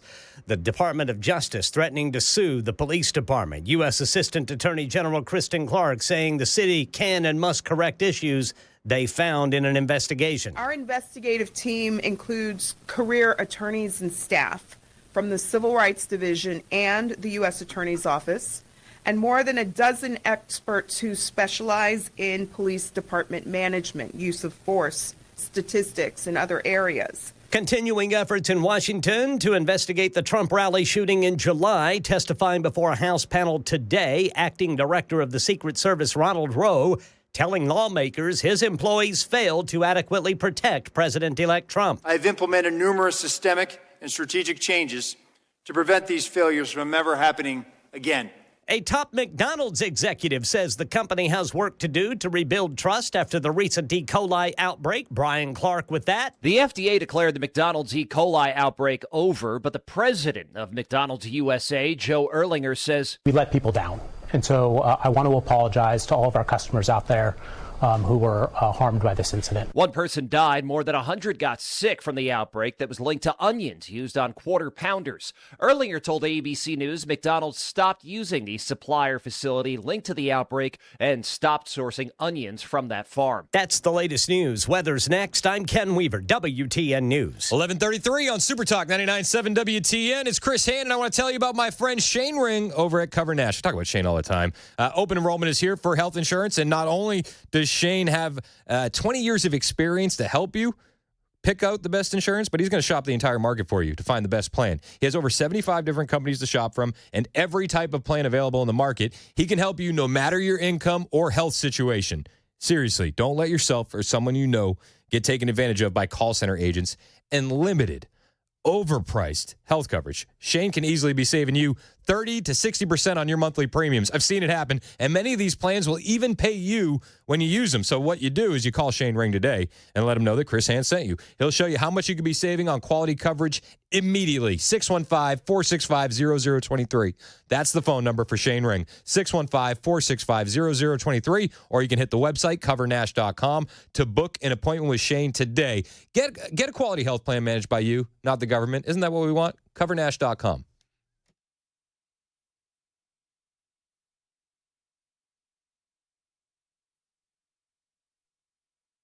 Hey, what's up, guys? It's Matt Murphy in the middle of downtown Franklin, Tennessee. We've talked so much about Savory Spice. I thought, why not show you the place? So let's go on in and see what's popping at Savory Spice. As I've always said, you will smell the spices even before you walk in. I can smell them right here in the doorway. Come on in, and let's introduce you to the one and only Holly, who is the owner and proprietor of Savory Spice. Say hey, Holly. Hello, everyone. Now, enough about Holly. Let's talk about spicy and easy products like the incredible taco soup, which, as I said, you put this in a crock pot, you put all the ingredients that it tells you to buy right there, you put the spices in, and it's so easy. So if you don't know what you're doing around the kitchen, it's a perfect way to find your way around the kitchen, as is the Mediterranean dill risotto. Now, for the holidays, pumpkin pie spice. What doesn't it have, Holly? Pumpkin. It doesn't have any pumpkin in it. That's a fun fact for all of you kids out there. Now, if you stop by Savory Spice, either in the Franklin location or at L&L Market, you can get yourself a sample of the dill dip, which is my absolute favorite. Just tell them Matt Murphy sent you to Savory Spice with purchase now. So come by Franklin or L&L Market in Nashville and come see Holly and the entire crew at Savory Spice.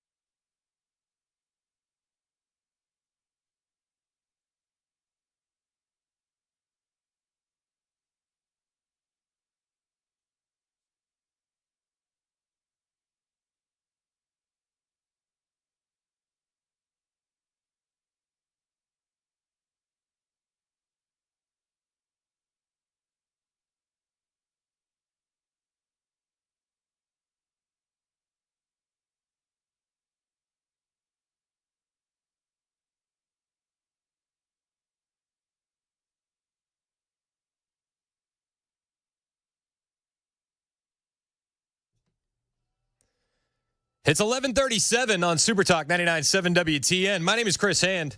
Thanks to all the callers that have made this show very, very unique.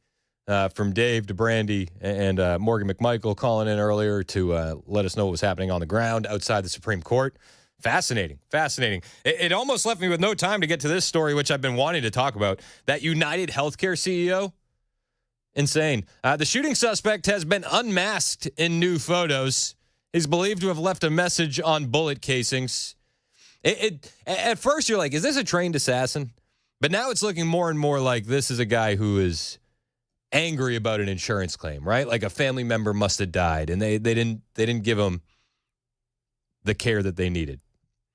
The United Healthcare CEO's wife says there were threats. There were. The suspected gunman wanted in the broad daylight slaying of United Healthcare CEO is seen smiling in new surveillance images released by the New York City Police Department. Have you seen these pictures? They're all over Twitter. Fox News has the story. But these new photos, if indeed they are the shooter, is now only a matter of time. I think that's the important thing to point out. If indeed they are the shooter, they're not sure 100% completely right now if the photos they released are the shooter. But Paul Morrow told Fox News Digital, Facial recognition and other technologies have come away, and my understanding is that the police have been making progress on other fronts in this case. It is truer than ever that you can't get away with murder these days. The detectives will get whoever is behind this, and soon. Mike in Nashville has been waiting to talk about this. Mike, thank you for holding. Your thoughts on the shooting in New York? Okay, yeah. How you doing? Okay, yeah. I want to say, let me make one quick comment about this transgender deal, and then I'll get to that New York deal. Let's go. I just only thing I got to say to what you've been talking about for the last hour, and for all these trans people, God made two people. He made Adam and Eve, my friend. Those are the only two deals, a man and a woman. There's no such thing as a transgender. There is no third sex. These people are very, very disturbed people, and they need mental help, as far as I'm concerned. And it's really a shame that people would allow these doctors to ruin people's lives like that. Just like you said yesterday, those doctors should be should be put in jail. I'm with you. I'm with you 100%. But especially on the biblical front, it is not biblical. But I do think that if you want to save people, coming at them in a harsh way isn't going to do it. It's just not the recipe for success. Like we have to show compassion to these individuals and have these conversations. You're saying that Adam and Eve is not biblical? No. That's the most biblical. I'm saying the transgender stuff isn't biblical. Oh, okay. But I'm saying we have to address these people with compassion and kindness if we want to bring them back into the fold. Just attacking them outright isn't gonna. No. You know what I mean? I'm talking about the doctors. The doctors that perform these operations and give out these. I agree these with drugs. that. I'm not showing those people any compassion because they're ruining people's lives. Yep. Yeah. Neither am I. We're on the same page, Mike. We're right here. Yeah. Those are what you call mad Dr. Fauci's and people like those are what you call mad scientists. These are very deranged and disturbed people. They need to be put out of business. Yep. I'm now, with you. Let me say this about this situation that took place in New York. Okay, it's obvious that this was a hit on this individual. Maybe it was an individual that got bad service from this insurance company. Somebody in his family might have been denied coverage, and this person passed away, and this guy is taking out revenge on this individual. Or either, so from what I'm understanding, that there is some kind of investigation going on with this insurance company, and this guy knew what was going on, and maybe somebody wanted him quiet, because like I heard a guy say this morning, dead man can't talk. Maybe he knew something that these people didn't want to come out, and he had to be eliminated. And because, like I said, who writes on a bullet? Let me ask you this question: Who writes these type of things on a bullet before they shoot somebody? This was definitely somebody wanted to make an example out of this guy, and they wanted to send a message to somebody, whether it was the guy that got shot or some other people. But the message has clearly been sent.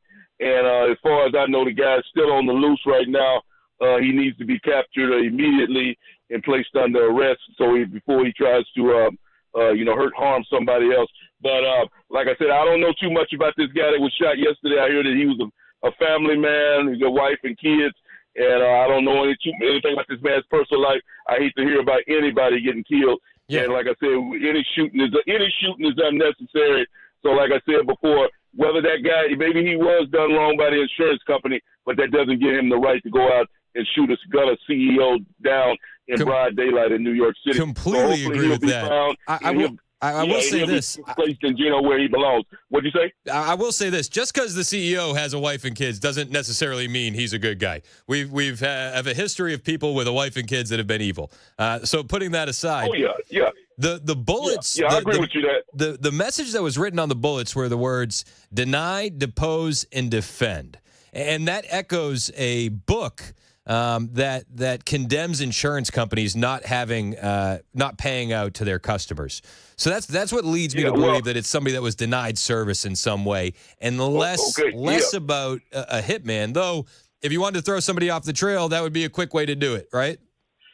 Okay, well, let me say this one last thing right quick before I hang out with you. Okay, this insurance company, from what I understand, they were due to make over $425 or $450, not million, billion in the year coming up 25. So there's a lot of money on the line for this company, and somebody might have wanted that not to lose this money because maybe you could check up on it. But I understand this company is under investigation for some type of fraud, and maybe you can look into that and update me on that when you get a chance. And I thank you for taking my call. Hey, anytime, Mike. I appreciate you calling in. Yeah, I mean, so the CEO, Brian Thompson, he leads one of the biggest health insurers in the U.S., United Healthcare, and he was gunned down in New York City yesterday. There are investigations underway, and they've been keeping a low profile.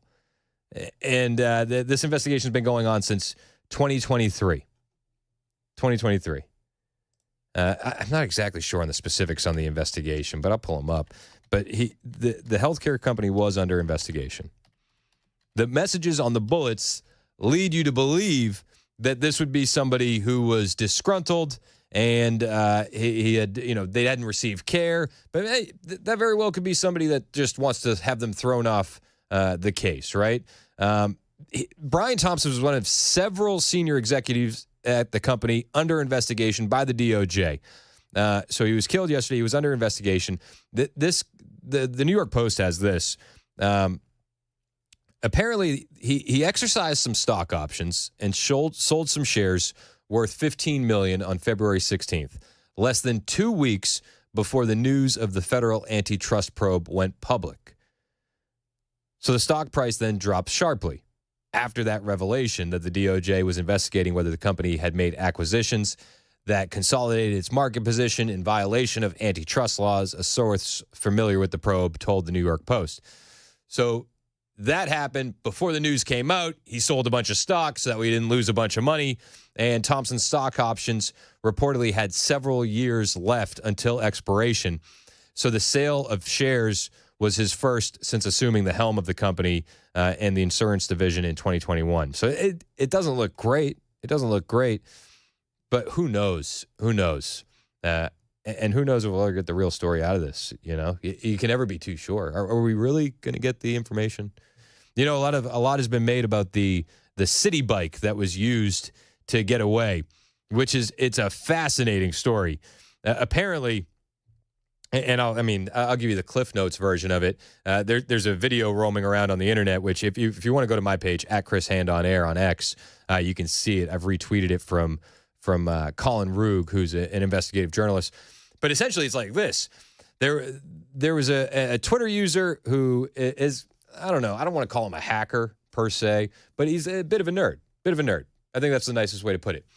He's into code. He's into all that. Figured out a way to reverse engineer the Lyft app. Lyft, the competitor to Uber. And what he was able to find out was where e-bikes are in the city.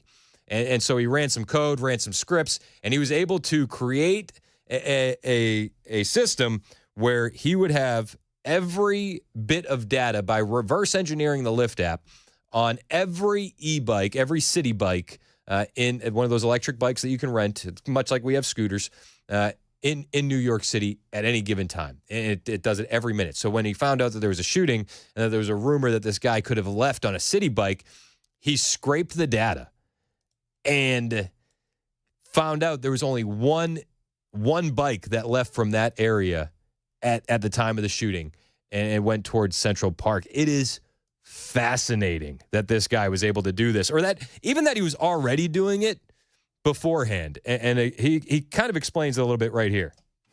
Okay, we're good now. Low tech. What just happened? So there was unfortunately a very sad shooting in Manhattan where the United Healthcare CEO was shot. Seemed like it was targeted.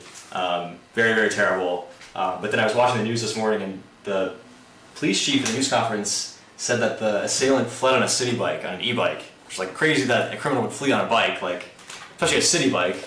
But I've been scraping city bike data for the past few weeks. This is not it right here. And he has two huge computer monitors in front of him, and he just starts pulling up all this data. Right here, where I can see where every individual bike has been. So I can see, okay, like this, let's see, like right here, bike number 2164382 entered a dock at 2:03 p.m. and then it exited the dock. Someone else took the bike at 2:13 p.m. At station number 1058, which is Columbus Avenue, West 59th Street. Yeah. So this guy was building this website already so that way you could track where every city bike, electric bike rental is in New York at any given time, when it's docked, when it's removed. And so he was able to track down what he believes was the city bike that was used to flee the scene of the shooting, which I guess is helping investigators figure out who the shooter was. This story is insane, and we will keep our eyes on it and keep you updated as updates become available. It's 11:49 on Super Talk 99.7 WTN. We're going to check in with Matt Murphy on the way, see what's coming up on Murphy's show. I know that Attorney General John Skermetti is going to be joining the show at 2:05. I'm very excited to hear that conversation between him and Murphy about what happened inside the Supreme Court yesterday. That is definitely going to be appointment listening. We'll talk with Murphy about it next on Super Talk 99.7 WTN.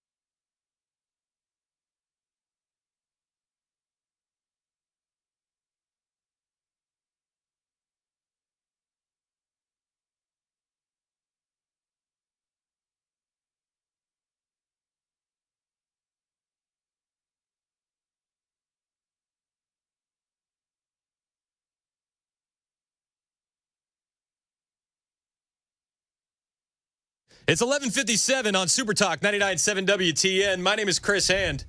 I felt like today, me and you have conversations off the air before we do this cross. And today I felt like I was passing a baton of negativity. Usually I'm passing the baton of optimism. It was very odd. I'm accustomed to be the most negative guy in the room. And you're fumbling the baton of negativity. I know. I picked it up and I was like, no, this is optimism here. No, it's on the Secretary of Defense front. I feel very hopeful that a lot of this, I would call it peacocking by Lindsey Graham and Joni Ernst, and to a lesser degree, Colin. I haven't heard a lot from Collins or Murkowski, and I feel like the mainstream media is playing these sexist games where they include Collins and Murkowski in with Joni Ernst because, well, they're women. Yeah. Right. So, but I just think it's just that it's a lot of peacocking and bluster. It just doesn't feel the same as the Matt Gaetz deal, and I think with an affirmative offense leading up to the nomination process, I don't think you lose more than 3, and you can lose 3. Republicans. I look at at first I think it's important to note that there's been rumors of Lindsey Graham being a fan of peacocking for years, but there's I'll just tee him up. You hit him out of the park, baby. But I look at the response from Hegseth and getting his mom on the news and then doing the Megyn Kelly interview. And it's like I feel like the response is disproportionate and like they're a bit more panicked than they want to let on. Well, if you're being accused of being an alcoholic sexual assaulter, would you not go on the offensive? Because if he doesn't say anything, then people go, silence is deafening, guys. He's not saying a word about any of this. He's not defending himself. Brett Kavanaugh didn't put his mom on the news. Brett Kavanaugh defended the hell out of himself. He did. I'm not saying he shouldn't defend himself. I just feel like it's disproportionate. Like if you want to they're a bit more nervous. Like I am less confident that he's going to get through than you are today. So I would say this. The mom thing, you're right. I mean, the mom thing was just a misstep. I didn't watch the entire interview. I watched portions of it, and I just told you I couldn't watch the whole thing because I knew it was going to be like... It's cringy. But if there's another thing, then you're right. Like, my analysis is predicated on this is what they have to ding Hegseth. Now, if there's another thing that he had, a public altercation with some, whatever it is, then I mean, you can't stand another ding after all of this. That said, I mean, I like the offense because I feel like if you can't get Pete Hegseth, the guy that from a qualification standpoint is eminently qualified to be the Secretary of Defense, then is Trump already losing to the deep state before he takes the inauguration? See, I think that our big disagreement is what you're viewing as offense, I guess I'm viewing as defense. Maybe so. I mean, I think, I get that. I mean, you're coming out and you're saying, I'm not going to put up with this. I'm going to sit here and I'm going to stand here and I'm going to defend my record and defend my honor and my character. And I guess you could look at it a different way. 2:05 today, A.G. Skermetti on the show. Excited about that. I'm excited to listen to that interview. I am too. I think the Supreme Court oral testimony went really, really well for people that don't want to see children mutilated. Yeah. Facts. Yeah. Well, that conversation at 2:05 today. What else you got coming up on the show? We'll talk about Pete Hegseth a little bit, and we'll also get into this murder of the insurance CEO in New York, and talk to the audience about what you think. It's a crazy story. It's insane, and we're going to get into the backstory of the insurance problems that we have in the United States of America that leads to the anxiety about all of this. I have been a ping pong ball today. I'm like, okay, it was definitely a hit. And then I'm like, there was notes on the bullets, and that goes to a book about, not paying out insurance claims. I was like, so it's personal. I'm like, but that's what a professional hitman would want us to think. Murphy's in next. It's 12:01 on Super Talk.